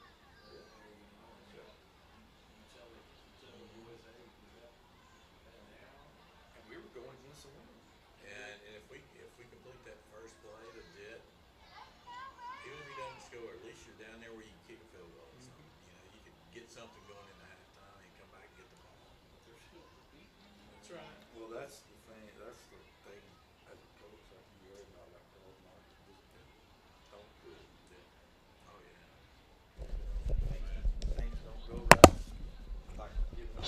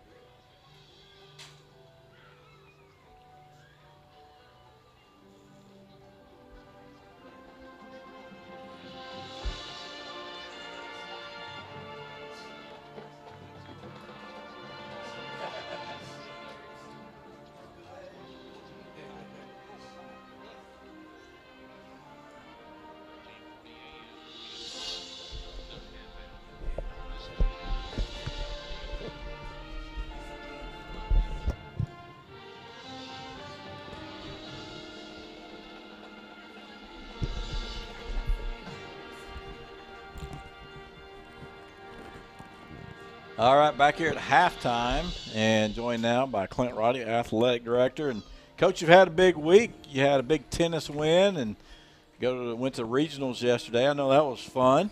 Absolutely. It's a process getting there. I think since the last time we talked, we were over in Mansfield, and they had just won the area match with Texarkana, Texas High, and they went on the following Tuesday to beat Lucas Lovejoy in the regional quarterfinal, and then went up to the regional tournament, hosted in Melissa, Texas, and faced off against Frisco Centennial on Thursday, yesterday, and came up a little bit short, but regional semifinalist is outstanding, and we always want to win and would love to have been in the state tournament, but we're really proud of the coaches, Coach Chad White, and all the kids on this big accomplishment. It's a huge thing. Well, that's a big step, and further than they've been in quite some time, so it's good stuff, and it's a young team for the most part, so there you got a chance to continue to build on that, so that is fun. And absolutely. You've I guess you've had to work a little this week during fall break, right? A lot still going on. Nothing stopped on the sports end. We had middle school volleyball, middle school football, sub-varsity football, high school volleyball, team tennis, so varsity football tonight. So our coaches and kiddos have been working all week, and so we just kept on plugging. Man, if this fall break's going to be a thing, you need to get with the district, get everybody on fall break the same week so you can do that for your bye week. Yeah, I don't know how much luck I would have doing that. That might take an act of Congress, but yeah. I think the fall break is something relatively new. A lot of places, some districts are doing it, some don't. I do think it's trending in the direction of a lot of them doing it. Yeah, it makes a little bit of sense. You seem to spend more time in school than in the old days. So let's give you some scores here, Coach. All these scores brought to you by Petty Insurance around the district. Everman up at halftime over Summit, 26-14. That's our next week's opponent. How about this at halftime? Arlington Seguin, 14. The Ennis Lions, 10. Wow. I mean, Seguin, again, we were at that game. We're like, man, they didn't play great. We played well, but you could tell they were loaded with talent. And you're like, man, I can't believe these guys are struggling like this. And they're rocking along here. They're about to be in the number 4 seed for the playoffs if they beat Ennis tonight. Yeah, I think a team like that, you could recognize the talent. And, a lot of times the longer the season goes on, the better those teams get. I was visiting with the athletic director in Mansfield at our game last week, and I said the same thing about Summit. Their record's not great, but I could really see them making a deep run at it if they just continue to get a little bit better each and every week. Yeah, that quarterback and the running game they had, they're going to be tough, and that defense. Another game at halftime. Now, this is kind of surprising to me. Burleson 10, Joshua 16. Joshua has struggled most of the year. And so, anyway, that's across the district. So, Everman, Mansfield, Summit. Everman's tied at the top with Heritage. They're trying to win and keep pace with Heritage. And, again, this Ennis and Arlington Seguin, this is for the last playoff spot, potentially. So that's a big game right there. Yeah, they're all important this time of year. You never know what could happen.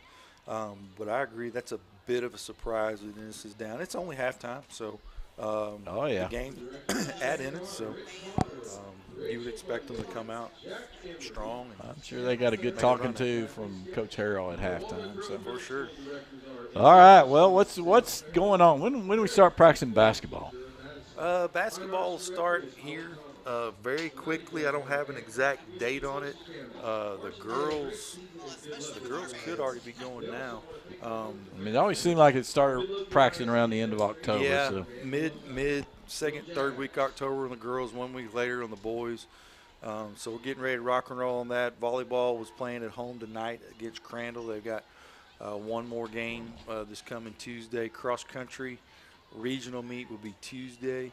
You have one or two guys? We got people going? a girl runner and a boy runner. Good. Will be represented at the regional meet. So looking forward to that. Team tennis is wrapped up. And then after this week, 2 weeks to go in the football season. Well, and so what do you do after that? Everything's a break, right? You don't have anything else to do. You know, that's the perception to the public, you know, that fall is the busiest time. And when actuality in the athletic department, spring is the busiest time for us. There's more activities going on, just a lot more moving parts. So we really get ramped up after the first of the year. We'll have, of course, basketball going here as soon as because football ends. everything goes in the spring except for football and volleyball, right? Correct. So all your sports will be going. So we'll be rocking and rolling. Yeah. And one positive thing is ninth grade football continues to do well there. Our 18 beat Midalothian Heritage 18 last night, so we're excited about that. They continue to do well. So looking forward to good things coming from them. Okay, so they beat Heritage's ninth grade team, right? So and Ennis. So I mean, you're looking when you start looking at the future, right? And the good thing is that team is intact except for Mark, right? Mark Brown's the only freshman that has been moved around, and so that's a good sign. I know your 8th grade team has had a lot of success. Absolutely. And so those are good things to build on, and I know the coach and his staff spend a lot of time with all the sub-varsity all the way down through the middle school. So those are the kind of things, and to how you build a culture in your own program when new coaches come in. We got 6 sophomores on this roster tonight too. That's right. So it is encouraging, and it will be a process. And like I said, I think culture is the key word, to instill the values that the coaching staff is trying to get across with the guys. So I think the future's bright. Well, all right. Well, it's halftime here. Why don't we take a break? We appreciate you joining us, and we'll come back and look at the stats and get ready for the second half kickoff. You're listening to Corsicana Tiger football here. It's 28-10 at half. We'll be right back. Take about 3 minutes, Bob.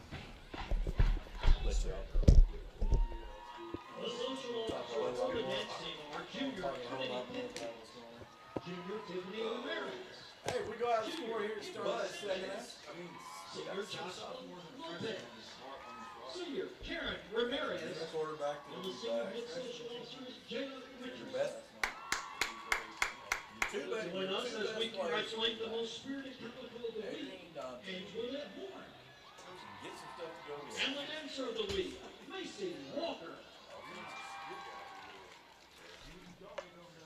We have an honorary chemical this week, so put your hands together and welcome Miss Elizabeth Williams.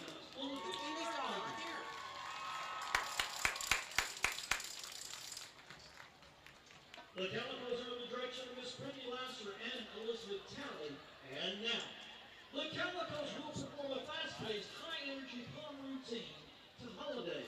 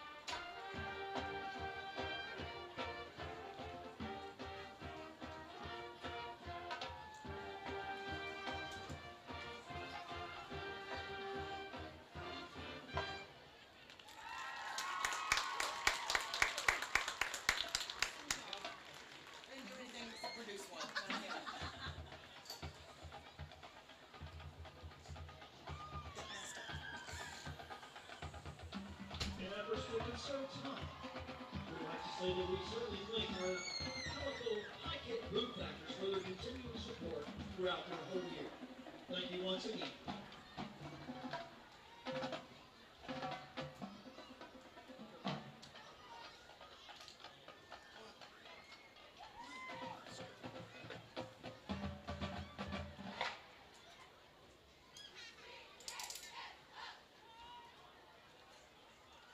That's a bad face.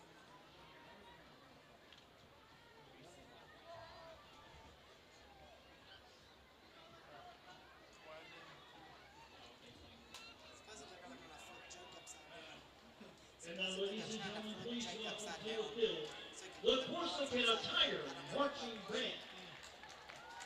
Tonight, the band will be performing a section of their UIL program entitled Remember Me, featuring music from the movie Coco, as well as music from influential Mexican musicians. Vicente Fernandez, Selena, and Juan Gabriel. The drum majors for the band are Leah Jones and Jashawn Lloyd. The Tiger Band is under the direction of Ricky Hinton, George Theodorules, Michael Ballou, Billy Murray, Nicholas Smith, and Jordan Thomas. Now, sit back and enjoy the showcase of spirit and pride. It's the Corsicana Tiger Marching Band. Where's his drum? Where's Jake's drum?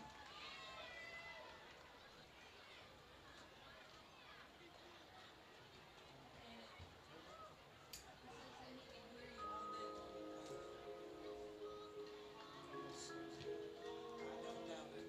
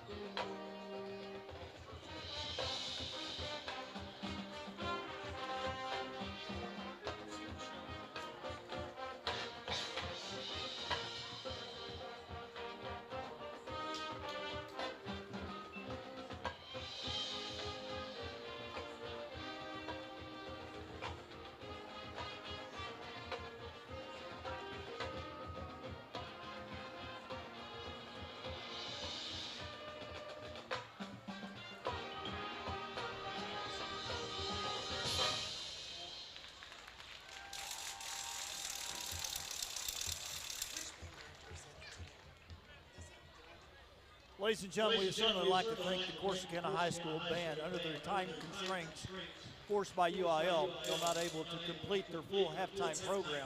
But would you put your hands together once again and show That your offensive appreciation line, because for the Corsicana Tigers that's our marching success. That's where it's band. going to happen. Our offensive line's they've got to play well in order to give ourselves a chance. We've got guys that can flat out go, though. We have guys that are quick, that are fast, that have the ability to change direction quickly, but they still have to have those big boys up front blocking and controlling that line of scrimmage. Well, about to kick it off here for the second half. Let's take a 30-second break. We'll have the second half kickoff coming up after this.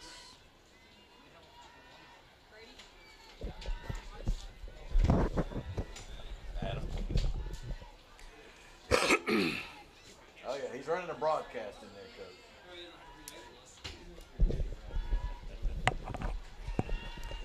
He broke that dang.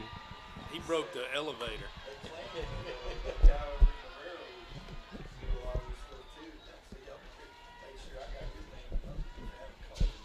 Exactly. Yeah, Cody. Yeah, Jonathan can do it. The guy that's over there, he's at Navarro, and Cody. All right, we're back here getting ready for the second half kickoff as their team is entering the field. Tigers are now entering the field. 28-10, and this opening drive, you're going to take over, Coach, and man, what would a touchdown cutting that to 28-17 do for your team? It would give us some excitement. It'd give us more confidence. It'd energize us, give us the juice, as everybody says nowadays. But then on the flip side, as you look across the field, that's going to take a team with all the things that we talked about in pregame, that they have the experience and, the game playing and the unity and the execution piece that they possess. It's just it'll energize them and give them the juice too, to say that, hey, guys, let's go on out and show them what's up, Well, going to have the chance here to see what we can do as the Tigers will take possession. They're going to be kicking off into the wind here toward the Tigers from our left to our right. So the Tiger return team will get out there, and you're going to have Brandon back on the return. You got Jet Jones. It's number 9's Avante Kelly going to the right side. Yep, got to be ready here. KJ Armstrong going deep. So we got they have Ben short kicking it here, and to this side. That's Braylon Brandon instead of Turtle Lewis there on the 30. And they're going to kick it in the same place. Brandon's going to call for the fair catch, take it at the 28. So the Tigers will take over there here to get the second half started. Turtle, there was something up with Turtle after a catch, and it had something to do with his ankle. I've watched him, there in the first half working with the training staff. So I don't know if I doubt very seriously, if he's not out there now, I doubt very seriously he's going to be back in the game. Well, maybe we'll see. Get Chuck on the line here. Maybe we can see if Chuck can find out if Turtle is injured. But see if he's out here on the offense. So the Tiger offense comes out. Do not see him at receiver. Baston and Dante Thomas in the backfield, looks like. And going to hand off to Jet Jones on the sweep, coming around the right side. 35, almost broke it, but he's going to get up near first down. Looks like he'll have the yardage. It'll be a Northside Baptist first down. So good job. Again, that was more of a reverse as opposed to a jet sweep. They fake it to Dante Thomas and hand it off on the end around. Nice little play right there. If we get a little more active feet on our block by the receiver out there, Jet did a great job of running to the backside of his blocker, because that defender has to run through the blocker in that case. But we just didn't move our feet enough and maintain contact, so he's able to throw us off and shut us down. But if Jet's out in the open, if he does make that block, Jet scores. Nobody's catching him. Coach is always coaching. Coach him up there. Dropping back for the quick pass. Hits the stop route. Up getting up close to midfield now. We make it to the 44-yard line. Nice little job right there. But as I watched that play, the receiver out there was just kind of jogging. He either didn't get the play call or was thinking, hey, they're not going to throw me the ball. And then all of a sudden Adrian zips it to him. Nice little adjustment to catch the ball and make a little yard or two after the catch. I believe that was Braylon Brandon out there. It's going to be 2nd and 4 now as he's going to come to this side on the near side. He's going to have twins to the left. Look like we got tight end to the right. 2 tight ends. Yeah, we're double tight. Yeah. Here's a snap. Hand off to Dante Thomas. He spins forward, gets positive yards, keeps moving. Oh, the ball's on the out. ground. And it will be the Tigers. Nope. Nope. They're going to switch it. Yep, Heritage. Thank you. Whirling on the field is a fumble recovered by the defense. First down. Yeah, he was spinning away inside there, and the ball came out. Had penetration there by the linebacking crew. They were able to get through. Dante makes a great jump stop and adjust, and then he gets hit, ball gets knocked out, and linebacker was on it as quick as he could get on it. I don't think ball security has really been a big problem for him. He's been able to – he hadn't had a lot of fumbling issues, and it's just a good play by Heritage. So they're going to take over on the Tiger side of the field at the 45. So it'll be first down. Only one wide out. They're running tight bunch on the right. They're going to quick toss it out here to O'Neal. He's going to be hit near the line of scrimmage. He's going to get about a yard. And so a good job by the Tiger defense there at the point of attack. Yeah, nice little play by Nimley. Nimley came through there. He's playing in that linebacker slot there. Did a great job coming through. They didn't do anything to our corner, so our corner was able to set an edge a lot tighter than they wanted it to be, and then Nimley ran through there and made a great play. Well, it's going to be 2nd and 9 now. You got the 2-by-2 set. One back in the backfield. Man comes in motion from right to left. There's a snap. Going to run the look, go and throw him back to the left on the bubble screen. It's called out there. Got room outside. Going to have a first down. And a good job there. I believe that was 11 on the catch. That it was. Xavier Moten. And he ran it inside and then went back outside for the first down. Easy to do. That's the wide side of the field. They've got trips out there, so you're blocking corner on safety, and then the backside safety, which was Dante, has got to try to run almost 50 yards to make a play. So it's a great design play and utilizing the width of the field. So there's the handoff. Nope, fake the handoff. Throws it on the quick pass to Pride. Behind him, incomplete. And it'll be 2nd and 10. There's one of the few drops.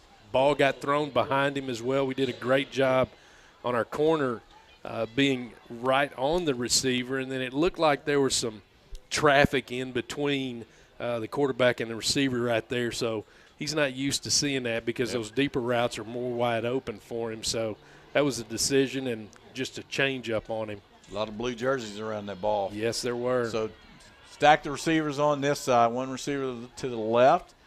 Going to hand it off to the running back up to the middle. He's got some positive yards. Going to get inside the 30. Going to go down at about the 28-yard line.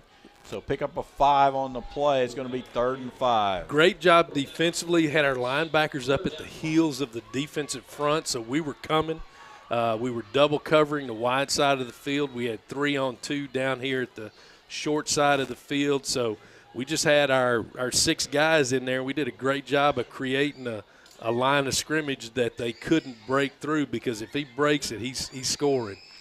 So there's the snap. Going to keep it right here by Brown. He's hit at the point of attack. He's going to be down short.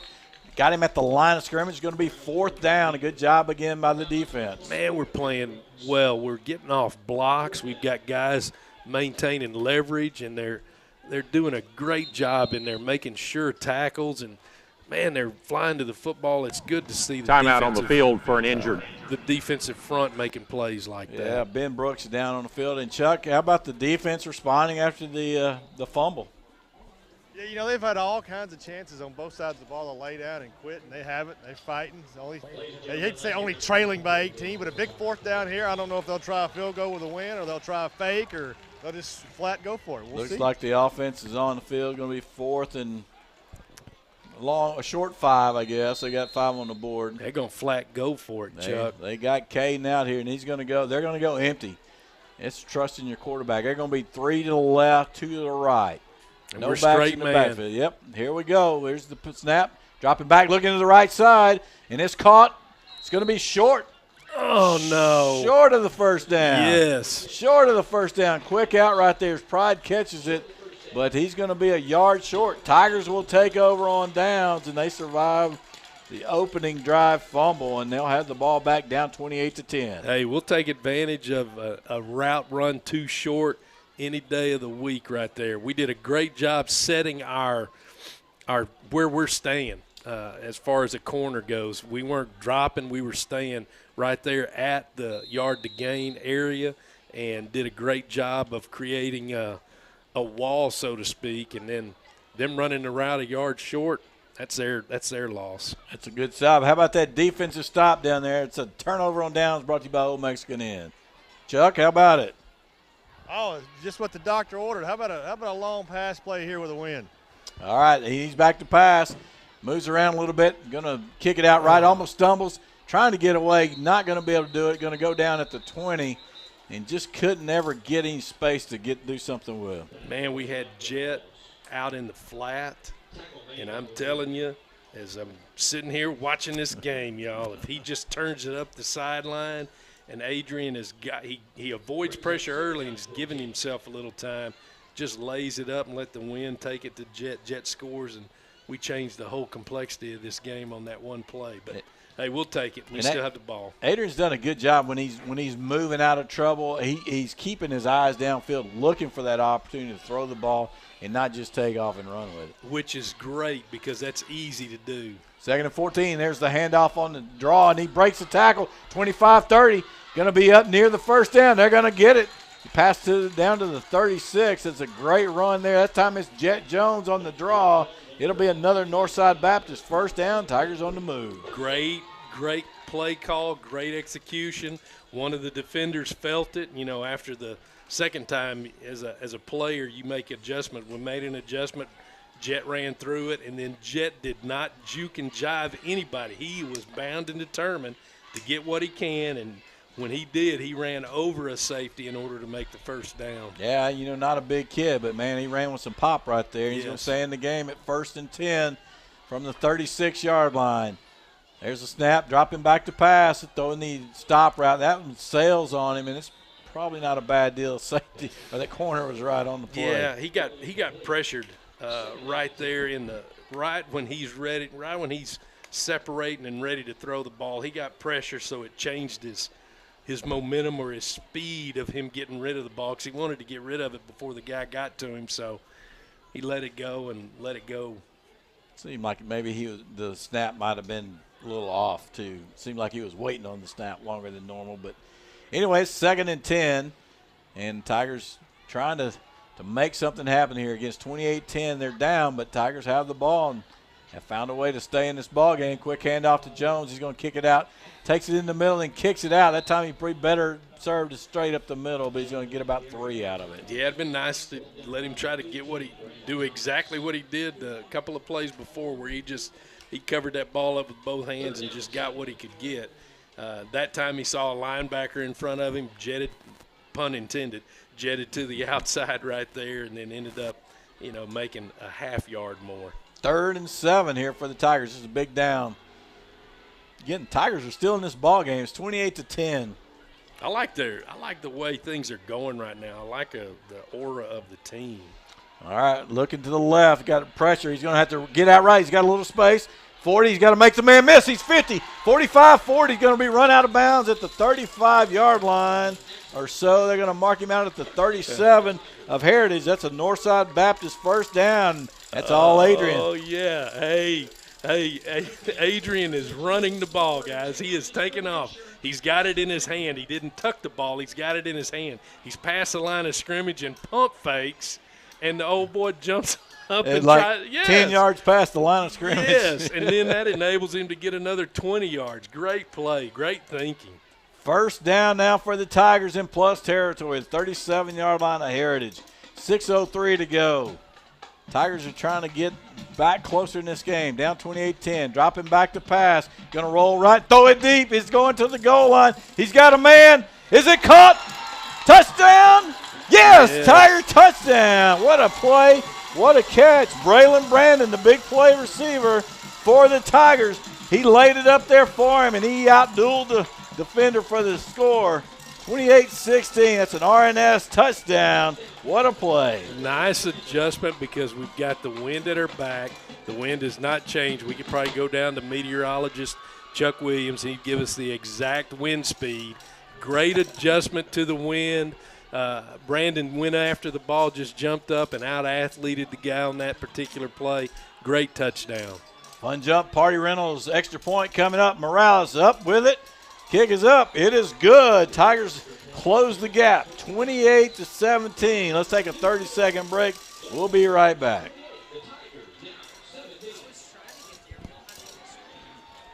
Come on, Adam.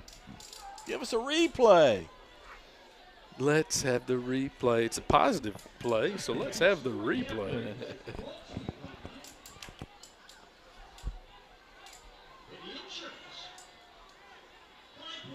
Be ready, Chuck.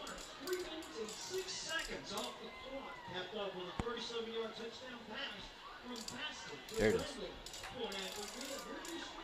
The Jaguars 28. Your Tigers. Man, just watching the replay here. Great contested catch from Braylon Brandon. Tigers with a score, 28-17. Chuck Williams. That'll get you a little excited.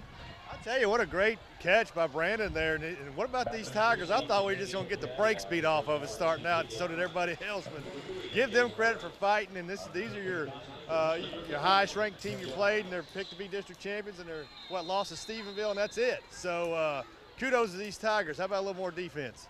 All right, how about it? They found a little here, so the Tigers come out 28-17. That was a drive that went 76 yards. 6 or 7 plays, and time was 3 minutes off the clock. There's the pooch kick coming to this side. Caught it about the 19. That's Pride. He's got a little gap, but there we go. Tigers close down, and there's going to be a hold. Tigers do a great job of that time on the kick coverage. Stop him at the 31. Looks like there will be a 10-yard holding call here. Yeah, they took advantage of a way that you kind of cheat sometimes in a game by grabbing somebody's jersey and putting them down. They cheated happens. on us. Sometimes you get caught, sometimes you don't. Sometimes you don't. I tell you what, last week they called During the return, holding number 30 of the return team. 10-yard penalty from the end of the run, first down.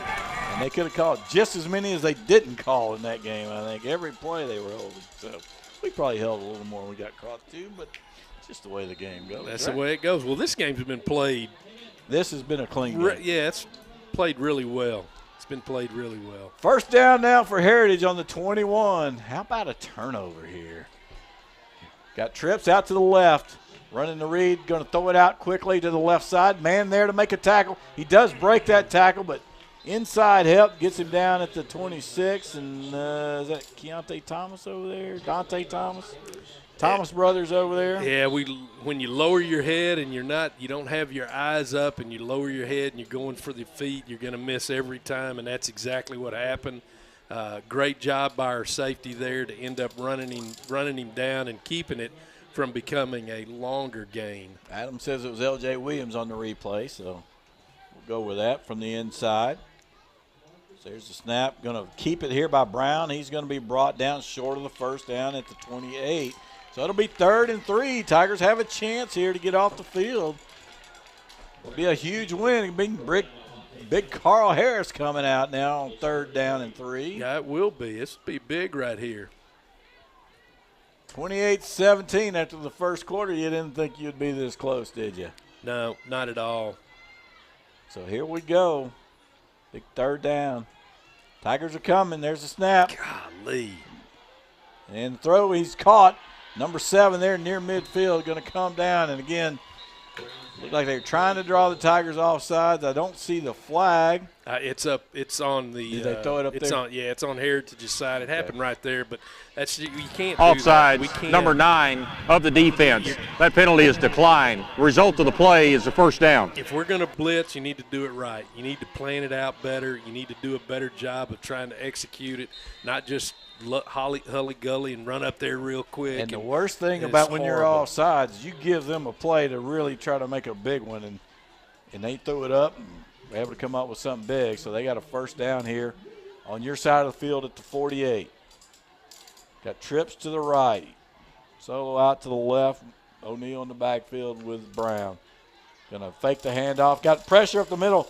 Quick release, and he completes it out to number 11, Moten, on a great catch. Short arm that throw and blow the whistle. We got about 10 people in the scrum, or 20 people in the scrum there. Brown got, we blitzed, and then that was a longer throw, a longer route to run, and we hit Brown, and it's his throwing hand that he's favoring right now, let's watching say. That through my binoculars, he looked like a shortstop throwing the double play to second base. I mean, kind of a sidearm to get around the defender right there, and a great job completing that. It was a very nice throw. There's a handoff to O'Neal. He got room. He's inside the 20. Going to be up past the first down marker, so it will be a first down. Going to pick up around 11 to get him down at the 17, I believe. A split zone right there. They're taking that blocking back that's a tight end that's off the line, and they're running him across the ball and then handing it off and just letting the running back pick his spot. And that time he picked where the blocking back had kicked out. So here we go.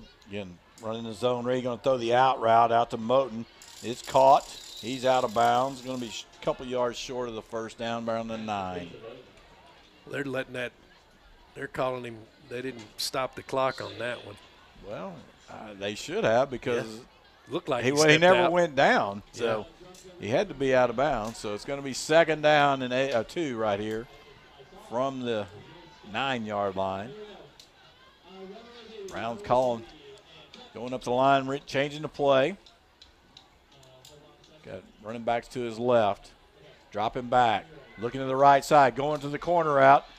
And it is a well-placed, well-caught ball. I believe that's 7 on the catch, and that is Surratt, Stetson Surratt. What a throw, Coach. It was a heck of a throw. Dante Thomas he's in great position. He's doing everything he's supposed to. Yes, the receiver's running away from him, and he's still on him. And it dropped in, just a perfect throw. Dropped it in the bucket, right? He did. He really did. Like throwing it into the trash can, one of those drills quarterbacks do. It was just a great throw and catch. We did the best we could right there, which was pretty darn good. 34-17, waiting on the extra point. Kick is up, and it should be good. It is. 35-17. What an answer quickly for Heritage, as the Tigers did have them on the third down, but they were able to convert. And so let's take a quick 30-second break here. We'll come right back. 2:23 to go in the third quarter. And that guy's good. Yeah. Even after his hand bothers him. 2:40.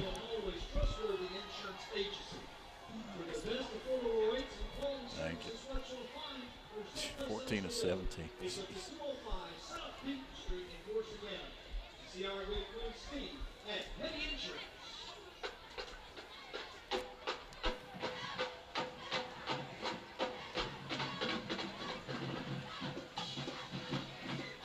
Well, an 8-play drive that went 79 yards, ends with a touchdown pass of 9 yards to Surratt.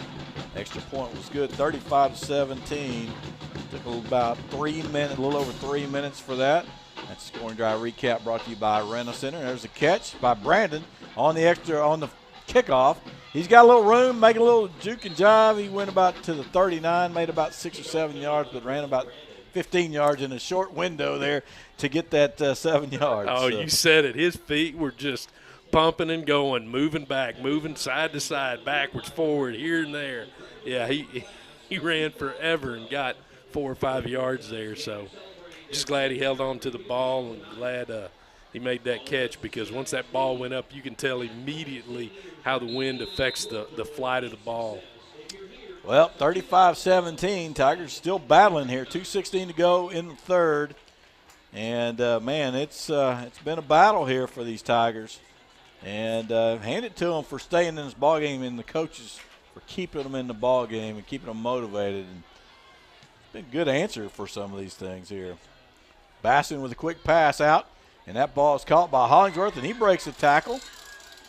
Nice job by Weston Hollingsworth, another sophomore. Gets up to the 46-yard line. 7-yard gain on the play. Going to be second and short, 2nd and 3. Nice throw and catch. Nice play call for us to be able to execute. And we've been doing that all night. That's good for Weston. You know, he's been getting a lot of playing time here tonight. You know, trust those guys. Throw them the ball. Give them a chance. You know, those receivers, they like to see the ball coming at their way. And I think Pete's gotten the pass thrown to him. And so everybody's out there had an opportunity to make a play. So here we go, 2-by-2 set. Quick handoff inside. Oh, reverse, excuse me. Jet, he's going to be met at the line of scrimmage or just short of it. He'll be back at the 45. Huh. Well, ran that little reverse that we had ran earlier. Didn't have anybody on the outside to block that corner. And if we had somebody to block that corner, we'd had another opportunity to be able to gain a little more yardage out of that play right there. Boy, I don't know if it's just because they made a good read that he didn't have the ball, but Dante Thomas came through the line and nobody was around him. The running back, too bad we didn't have the straight play call, but you know that the reverse worked really well last time, so they were ready for it. But it's 3rd down and 4 now. Dropping back to pass, looking down the field underneath to Dante Thomas. He tried to make a man miss. He's going to get some yardage, but he's going to be about a yard short. Well, I'm telling you what, this line judge down here, on this he's side. Close. No, he is a yard. They're going to mark it at the 48, so it's going to be a yard short. Got to go for it, right? 4th and 1, not even close. They're going to run up to the line, under center. Going to try to run a sneak. He's going to go outside. He's got a little chance. Nope. Now he's got a man wide open. It's Braylon Brandon. He's going to go downfield 20, 15. He's tackled at the inside the 15 to the 12. He ran around so long, got a man deep, and the offensive line never went downfield, but there is a flag. Maybe they did. I don't know how there is. Our guys were on the ground. There is a flag. We'll have to see what what is that the call. is. I'm going to tell you what, that was a heck of a design play by the coaching staff. They did a great job designing that under center quarterback sneak, run around fake, and throw it for a pass. You going to give that all the coaches staff? Oh, yeah. Think that was the way the design was? Heck yeah. They knew what they were doing. They are bringing it back. Ineligible receiver downfield, number 72 of the offense. 5-yard penalty from the previous spot, 4th down. Rerun that, Adam. Can you run that replay one more time? I'd like to see if he was downfield. But that's going to bring it back here to the 43-yard line. So it's going to be 4th down and 6 now. Yeah, let's go for it again. We don't have anything to lose. Nothing to lose right there's now. the quarter. That's the end of the quarter, so they'll get some time to think about the play. At the end of 3 quarters, it's 35-17. Tigers with the ball with a big 4th down. We'll be back at this 1-minute timeout. Golly.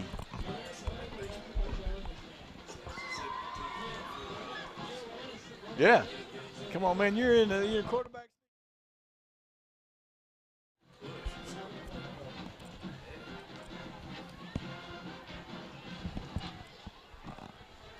He had a chance to turn it up and get the 1st down. He did.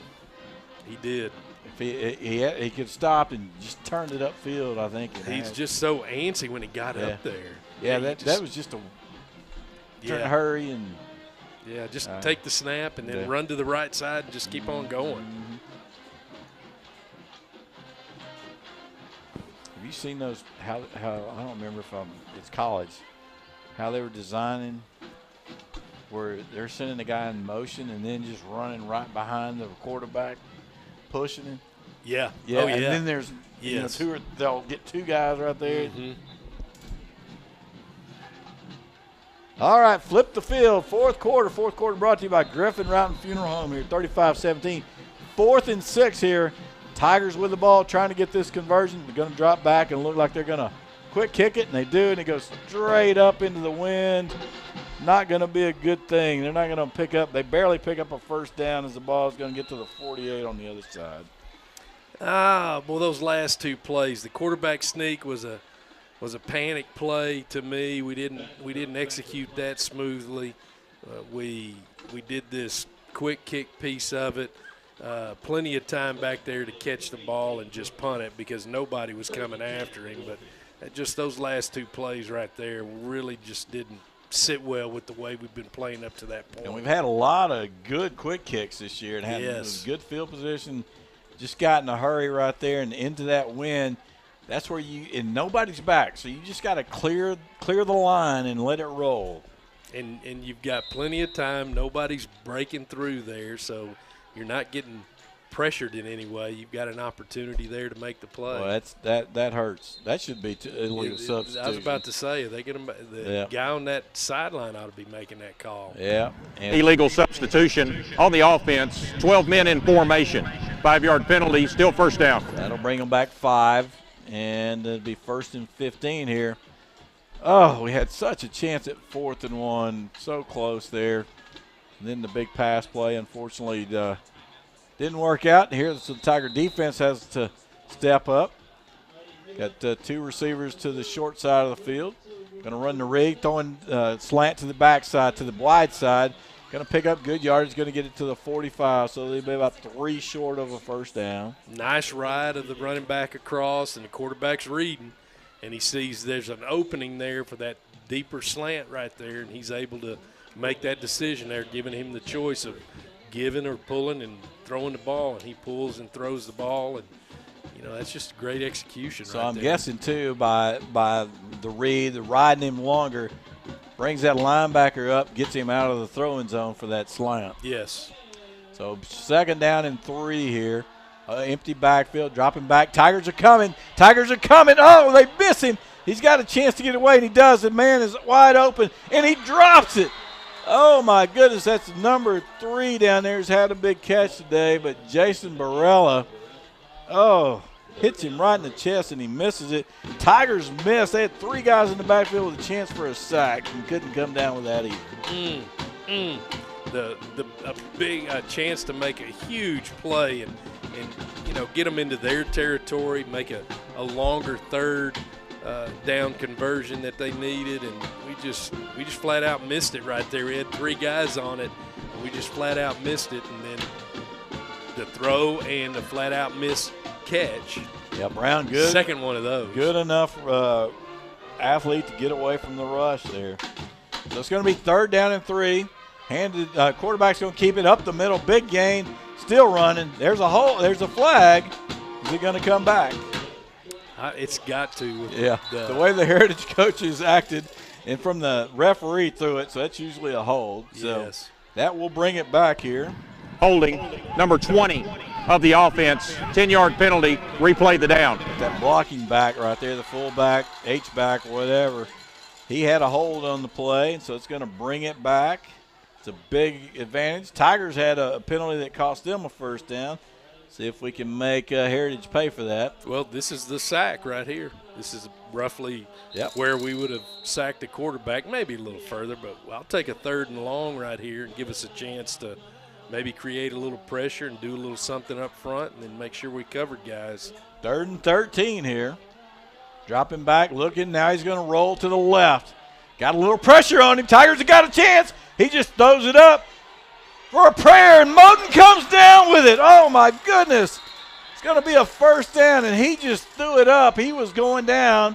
Looked like one of the Tigers, is that Devontae Kelly, had a chance at the sack. While he was bringing him down, he throws it up. Xavier Moten just goes up and out jumps our guy.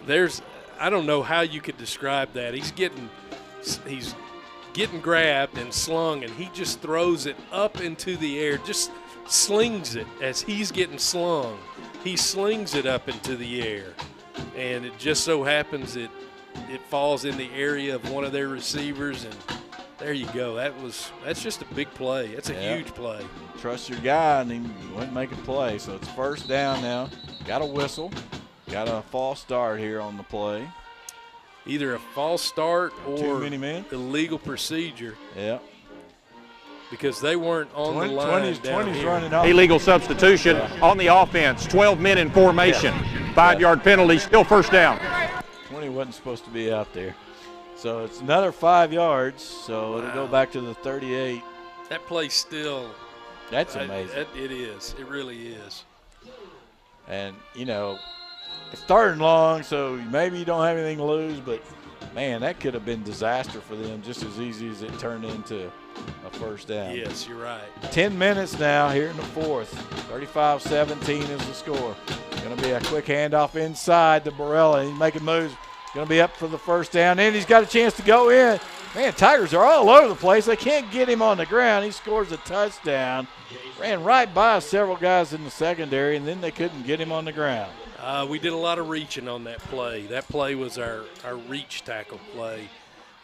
Great juke on our linebacker right from the start, and juked us there and then hit the seam, and then everybody just started reaching instead of, trying to lay out and get a body on a body. We're just reaching to try to grab somebody. Late in the game, start getting a little tired, getting a little you throw up down a prayer. little bit. Yeah, you throw that prayer up, and you're able to convert on a 3rd and long. It's one of those plays where the coach is going, hey, don't throw it, and then, oh, yeah, okay. We're offsides. They do kick it and it goes in, so unless they blew it dead, it'll be points. Offsides, number 79 of the defense. That penalty is declined. Extra point is good. 42-17 now as Heritage scores on a 48-yard drive.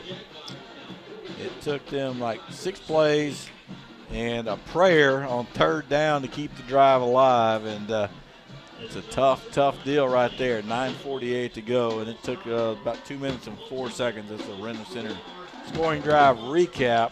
The Tigers will get the ball back down 42-17, and very similar to last week, Coach. It's a tight ball game. You're very competitive. And then all of a sudden something goes against you, and boom, you look up, and now you're down, what's that, 25. So. And something that goes against you is something that you just don't figure would happen in your favor, because 9 times out of 10, it's going to be something that's going to cost you. You're going to throw the ball out of bounds, or it's going to get intercepted, it'll get knocked down, but those opportunities, just don't fall into your hands like that one did. The ball just fell into his hands. So, well, here's the kick from Riggins. Gonna kick it deep, should get to the end zone. Lands in the end zone. Tigers will take over at the 25.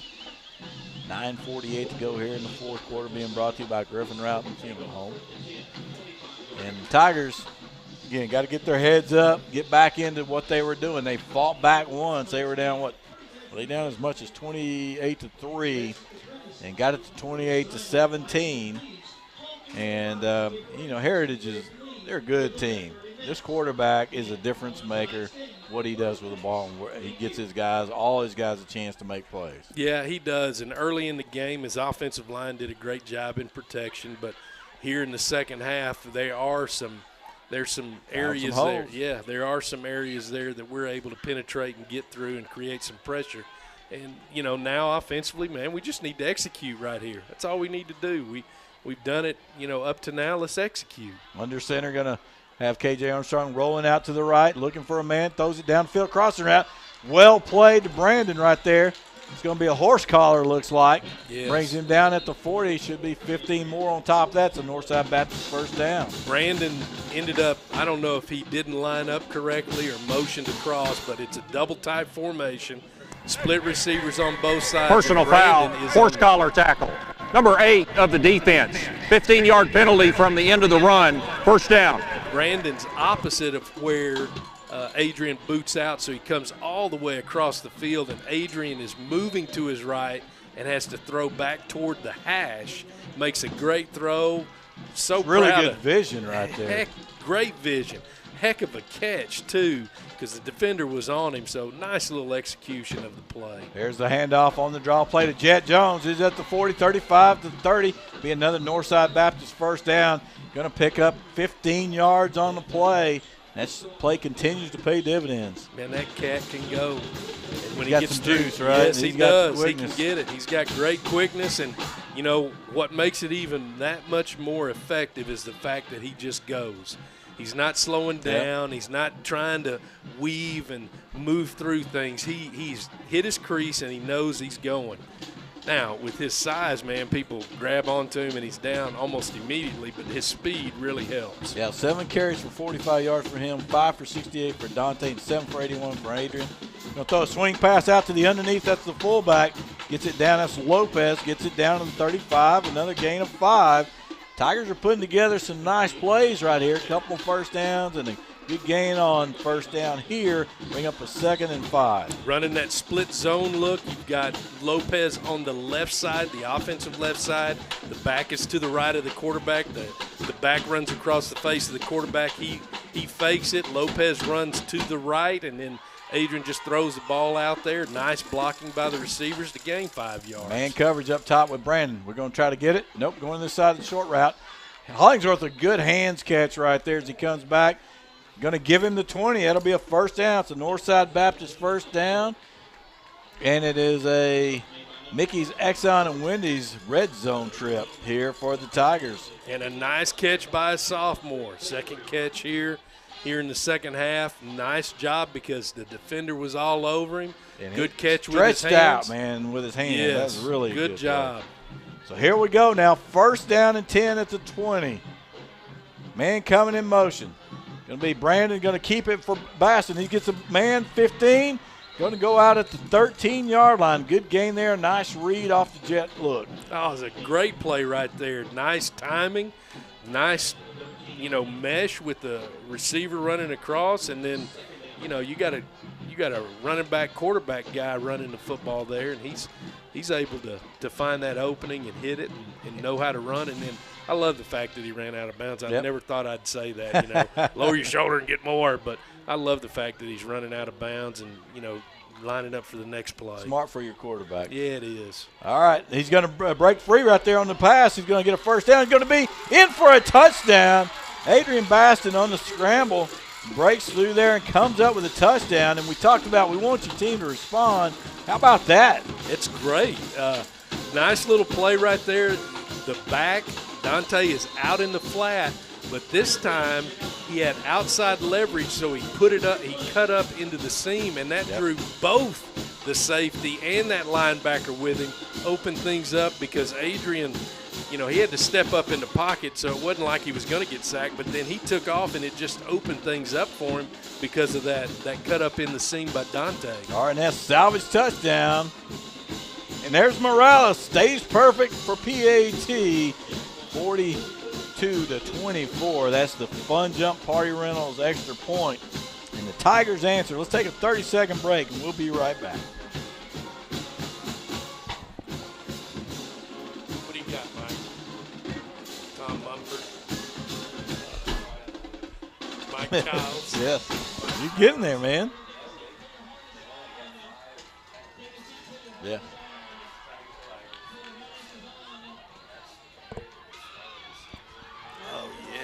Oh, man, they've definitely done a much better job. And just silly penalties, too. 6 plays, 2 minutes, 2 seconds. All right, we are back here, and Tigers answer with a 75-yard drive. And let's see, 7:43, 2 minutes and 5 seconds. Ends with an Adrian Baston run for 13 yards. The PAT is good. The scoring drive recap. It's brought to you by Rena Center. Tigers cut the lead to 42-24. And regardless of what the final score ends up, Coach, there's a lot to be happy about in this ballgame. The execution offensively against a top district opponent has been very admirable and very nice to see. And then our defense has responded as well. So those pieces right there give you some type of good feeling as you go into next week. Short kickoff right here taken by Pride, and he does not fair catch it. Goes out of bounds at about the 48. I say let's go back to onside kicking that. This guy's going to find a way to get it up to midfield every time. Yeah. All right, some Berry income tax stat updates here. 348 total yards to 373 for Heritage. Tigers 114 passing now, 286 for Heritage, but rushing 234 yards. And individually, Adrian Baston 17-24 for 114. in the air, but 9 for 101 and the touchdown on the ground. Thomas, 5 for 68. Jones, 7 for 45. So those stat updates brought to you by Barry Income Tax. There's a handoff to Barella, and he gets some room there, and Dante Thomas is going to track him down. Now, they're going to call a horse collar, but he doesn't take him to the ground. Should that be a horse collar? No, he is not being tackled to the ground. And so the referee comes called. over. Maybe they'll pick that up.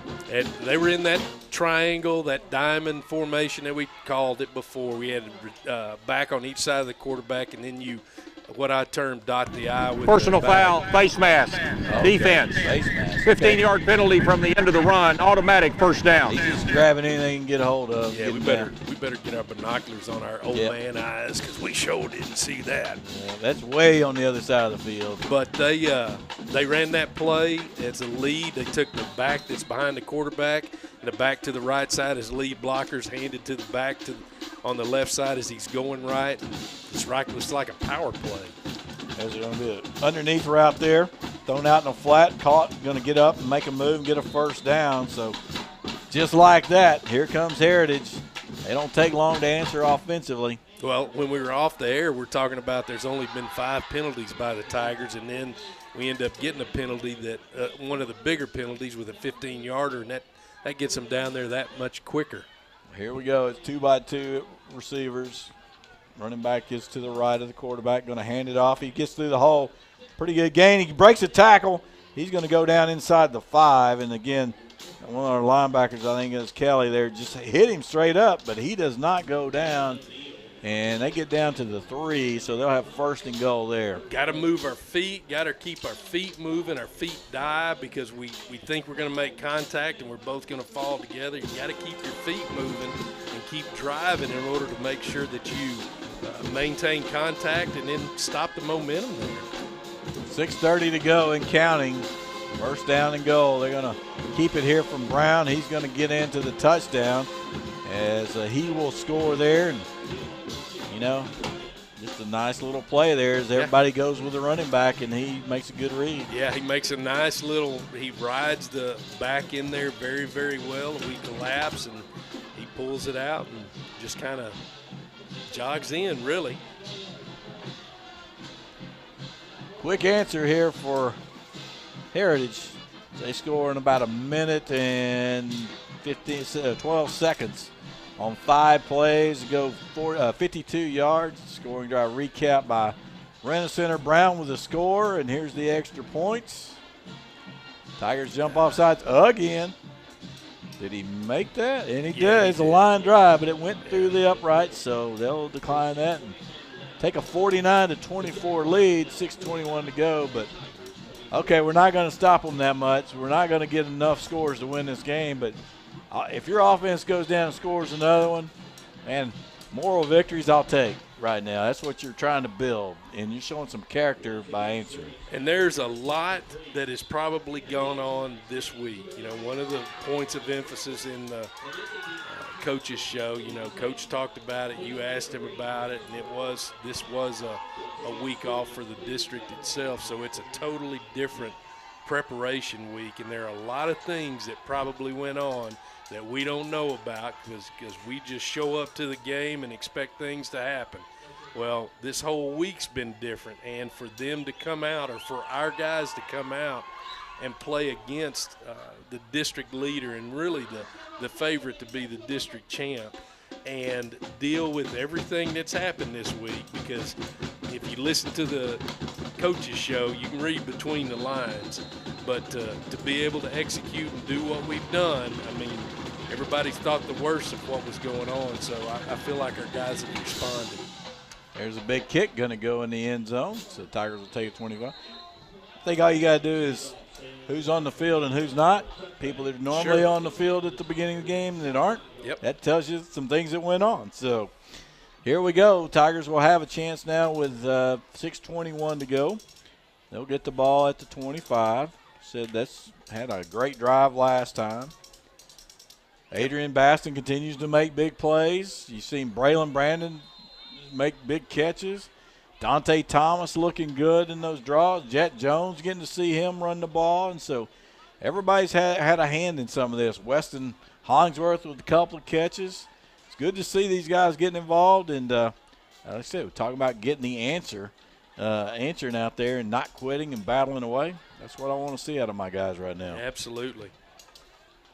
There's the play, going to hand it off and going to be met at the line of scrimmage. It's going to get him a yard maybe to the 26, but again, Heritage doing a good job around the ball. Yeah, that's the outside linebacker squeezing down to make a play. And, when you're running that zone, you're not accounting for the linebacker away from where you're running. You're just hoping that he ends up getting picked off by the double team and working up to the next level. But there was no work up to the next level, so he's got a clean shot to get in there and make a play. Here we go. It's 2nd and 9, 2 receivers to the left side. You got a man to the right. Dropping back to pass, and we have a motion there. We're going to throw a little quick out or a quick stop, but it'll probably be a 5 yards going back. Prior to the snap, false start on the offense, number 85. 5-yard penalty, still 2nd down. A little antsy outside, wanting to get out into the route. So go back to the 21. It's those little things that are happening again in the fourth quarter that are happening again and again that those kind of things will stick in you. They'll poke you like a thorn more than anything else. And I realize it's small, but it's those little things that end up making a difference. Man comes in motion. Now another flag. So false start, number 85 of the offense. 5-yard penalty, still 2nd down. Yeah, that's sophomore receiver out there. You gotta be set, and you want to be on the field. And so it's 10 yards worth of penalties that we just cost, and so now you're in a pretty difficult 2nd down and 19. We're in a difficult situation, as they just say it. The receivers off the field now too. Sounds like a draw time. Yeah, heck yeah. Now they're going to bring a man in motion. Got another one. They're going to call offsides with contact here, I believe. Hopefully. Let's cross our fingers and hope that's the case. Offsides, Yes. contact prior to the snap, defense, 5-yard penalty, still 2nd down. All right, my drive chart here is just going all crazy, all sorts of markets too. So here's 2nd and 14. You got 5 of it back here free. So now then, I'm going to try this again. Let's see if we can put something together here in the last 4:33. All right, so 2nd and 14, 2 receivers to the right. Going to fake the ball, throw that underneath route to the fullback. Lopez, he's going to be hit right at the line of scrimmage. A good job that time expecting that. Play side linebacker is able to make a play right there. We don't have anybody on him, and that ball was kind of thrown back on his back hip, and so that slowed him down, but the outside linebacker out there made a great play. He didn't have to avoid anybody. He's just full speed. Go get it. 3rd and 13 here. Had a hard time getting any rhythm because of these penalties. Yes, they have totally disrupted the feng shui of the offense and really the game, because the game has now hit a little lull there for both teams, really. 3:40 now and counting. Tigers trying to get set. There they go. It's dropping back to pass. Got pressure. Throws it outside. It's caught. It's going to be short of the 1st down as he goes out of bounds. They're going to get him out at the 28. That's just a safety valve there, because running out of time and getting pressure.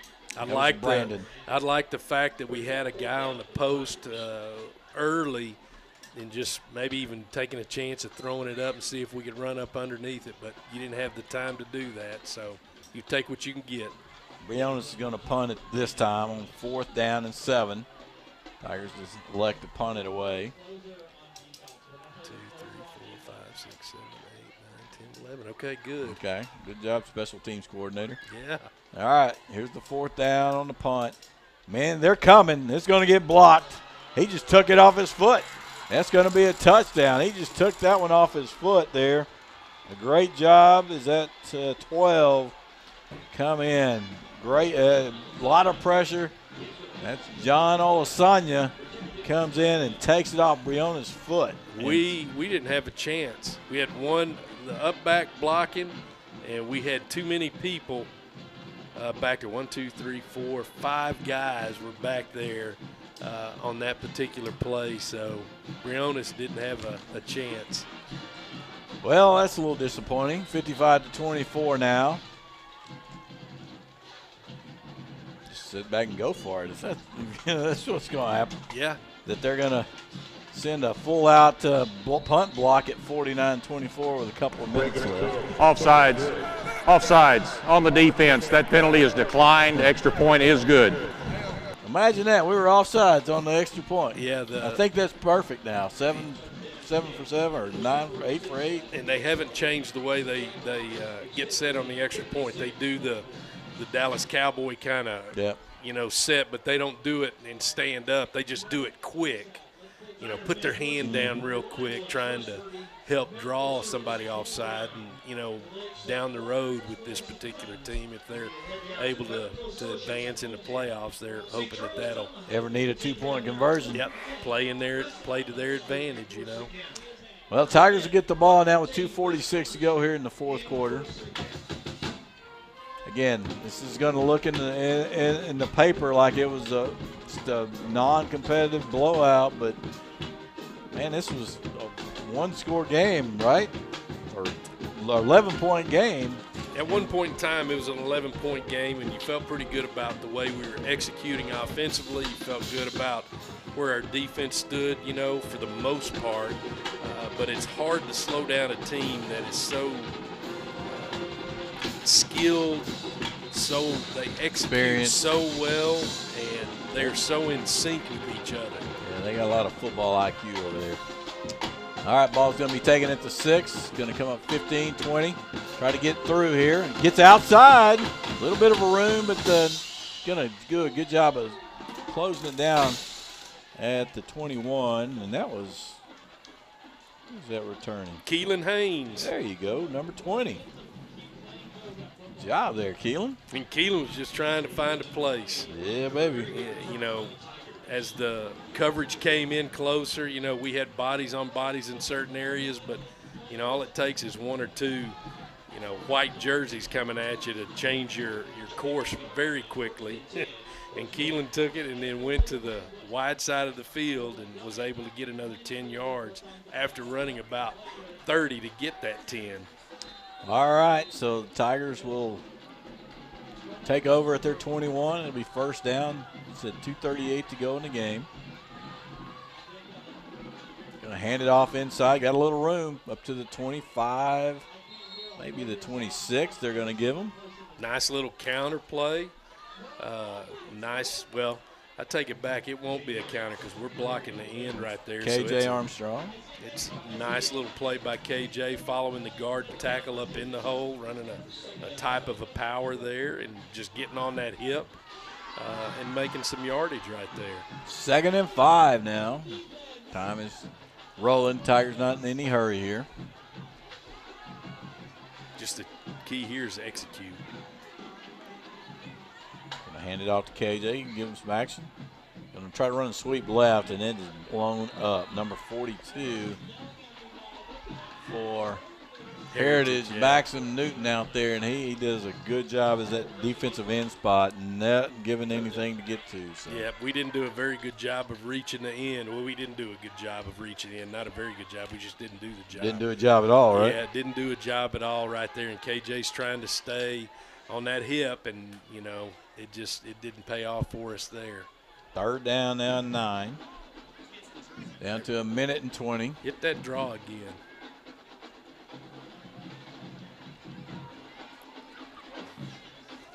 As Tom says, throw it deep. There's the snap. Hands it off. No, he keeps it coming around the right side. Got a little room. Breaks the tackle, getting up close to the 30. Not going to get to the first down, but they're going to go down at the 29, so it'll be 4th and 2. I'd love to have those receivers be a little more aggressive on their blocks right there. We just pretty much, hands on them, and defensive backs got their hands on us. We got their hands on them, our hands on them, and we're just standing there, and then, Adrian gets the next 4 or 5 yards just by stiff arm and his own effort there. So 4th and 2 here. Tigers going to go for it inside 35 seconds. Adrian's going to keep it. Goes outside. Got a man to beat. He does. Gets the first down. Going to go out of bounds at the 34-yard line with the first down. Add to his run total. Nice run. He keeps on keeping on and finding his crease there and dipping in, dipping out, stiff arming, and able to get 4 or 5 yards to make a first down. Northside Baptist first down there. And again, he's hard to tackle. I mean, he's long. I mean, he's not a real big, thick guy, but he's tall and angular.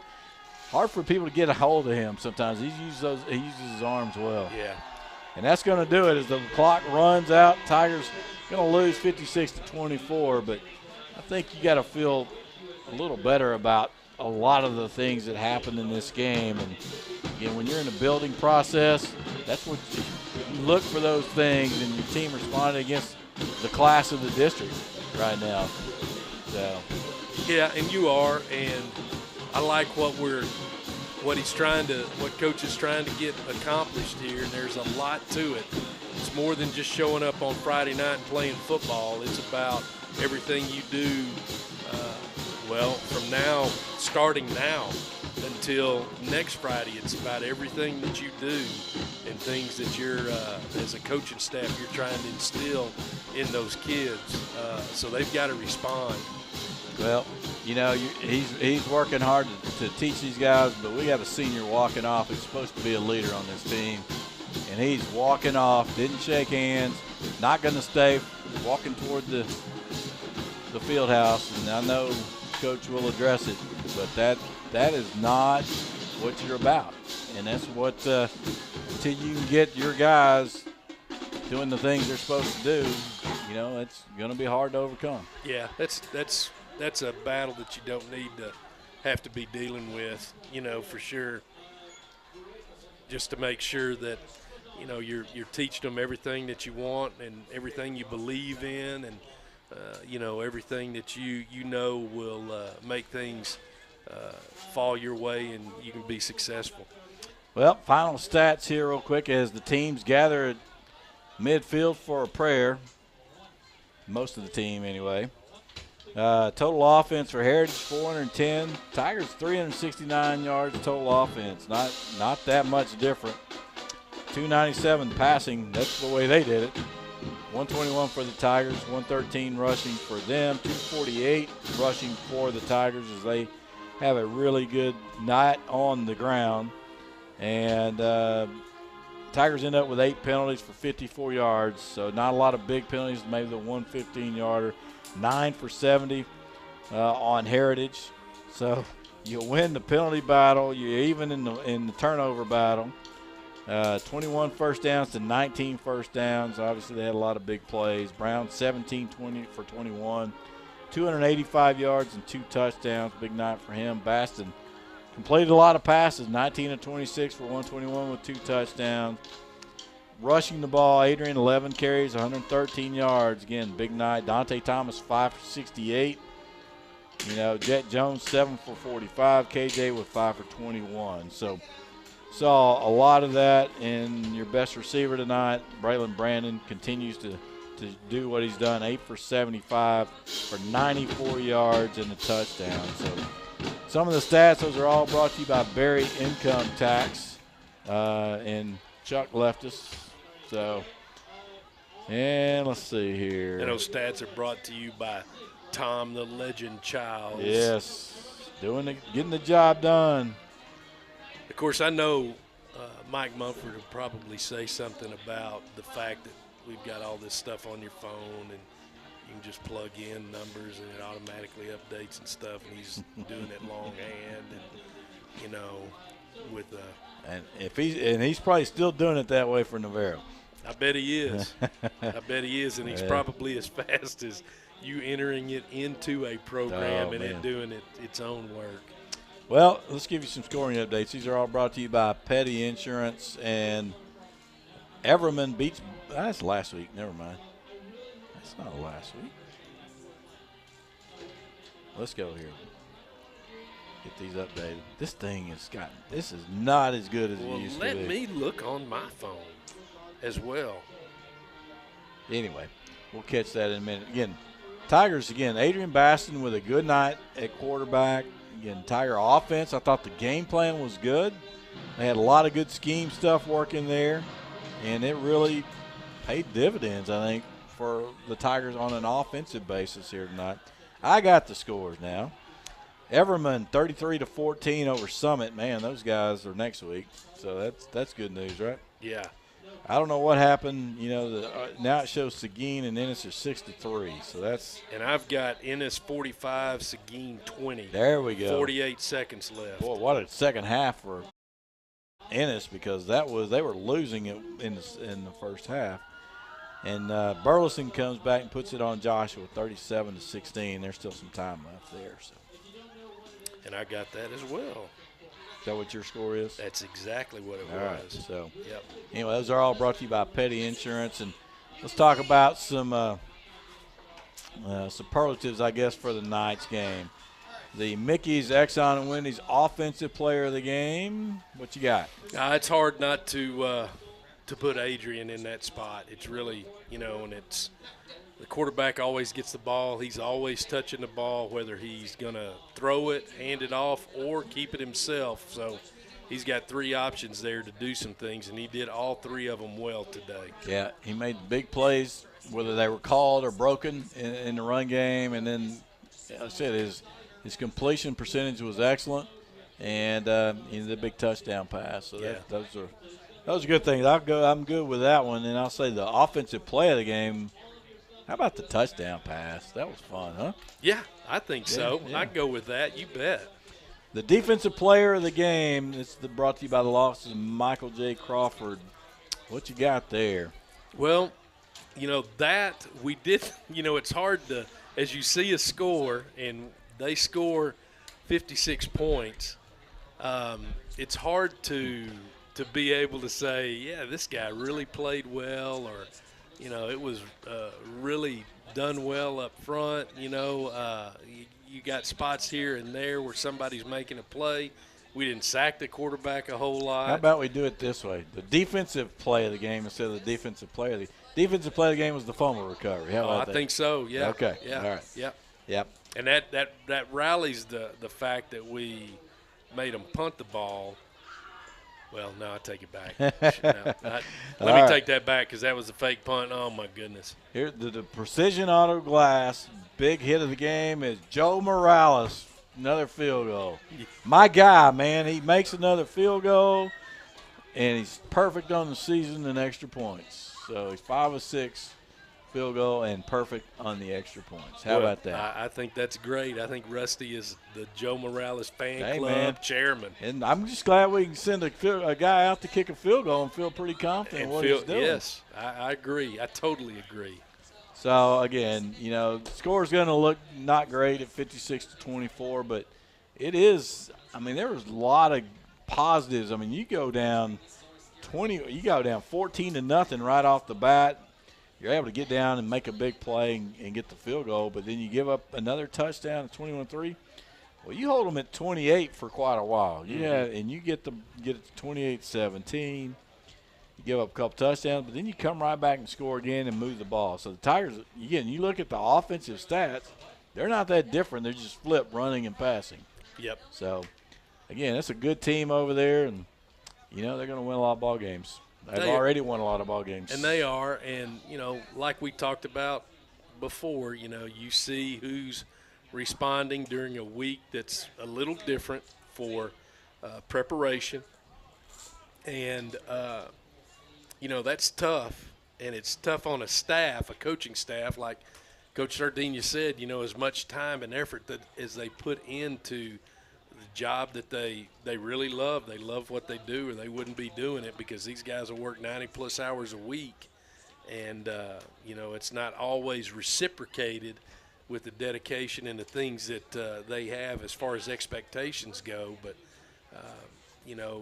coming out and playing a team like this and responding the way we did, I felt like, we talked about it before, a clean game. About the time we say that, we get the 15-yard penalty. But for the most part, and that's just an effort. He's just trying to make a play. That's it. And we're doing we did everything we could out there against the in my opinion, the district champion. And that's something to feel good about, and it just goes to show you what these kids are capable of doing. I didn't feel like we lost steam, we lost power, just, we folded in the fourth quarter. I never felt that at any point in any time during this game. Well, we're trying to build a program. Mm-hmm. We're not kidding. Nobody's kidding themselves. We're trying to build the program, okay? And, we've had, Coach Lawson was here. Now he's gone, so you got a new coaching staff that came in late. Give them a chance. And I'm telling you, my interaction is these guys are trying to do it the right way. They're trying to teach the kids. Sometimes you have to take some lessons with them to make those kids understand. And I think, we're doing everything we can. I think if you stick with them, heard Coach Roddy at halftime talk about the freshman success. The junior highs are doing well. So let's build the program, get the culture in. You got a lot of kids to work with. It'll be back next year. We need the leadership to come from within this program and to build. And, it takes time sometimes. And, I told Coach Sardinia this week when I was here taping the coaches show, Coach Dembo won like 3 games his first 2 years. Okay? That guy, his career turned out pretty good, right? Yeah. And a lot of things that people don't understand when a new coach comes in, because I've been on staffs and I've been that new coach before too, that senior class has had things go a certain way for them 9 times out of 10 for their freshman, sophomore, and junior year. And then their senior year they get a change. Well, that's, they're trying to acclimate themselves to a staff too, and that's a reality. That's a truth. And then the younger kids are trying to figure out where they're going to fit in and where they're going to go to. It's a dynamic there that people don't always take into consideration when you start something new like this. It's just the way of the profession and the way of change when it hits into a football program. Well, again, we're not making excuses. We know things aren't perfect, but we're battling away in a tough district, and we're going to figure it out, and that's the way it goes. And coaches, they don't ask for sympathy; they just ask for help, and that's help getting the kids to practice, getting the kids to play, and these guys they're in it. They're motivated, and they're going to do everything they can. And so again, I've had a lot of interaction. We don't have a coaching problem. We just got to get our guys ready and build the program, get our numbers back up. When you're playing shorthanded, and sometimes we're a little shorthanded, and talent comes in waves, and we are athletically capable of playing. We've seen that. We've seen the speed out there be able to compete. We just need to get a little bigger. There's some off-season programs and things like that they'll get in place and actually have an off-season program this year, right? Yeah, because this will be the first for Coach Sardinia and his staff, and it's a different world, it's a different day, and it's a different time. So it's not like it used to be, and we've got to adjust to that and create a new program and a new identity, and it's going to take a little while, and it's going to take an effort on a lot of people a lot of people. Well, Tigers go down tonight. Doesn't get any easier. We got Everman next week. And, they won again tonight as they're trying to stay atop the district with Heritage. And so they'll be here next week. And we will be back at here from Community National Bank and Trust Stadium as ready to go for you. And look forward to another week of football. And appreciate Bob back in the studio. Todd, we missed you tonight. And I hope you're feeling better, bud. And thanks to Chuck and Avery on the sideline. Tom for the most important thing of the stats. Yes. Appreciate him. Rich, thanks for stepping in, bud, as always. Anytime. Great insight. And, man, you're getting a coaching lesson when you listen to this guy, that's for sure. So, all right, we appreciate you guys. We'll be back next week. Until then,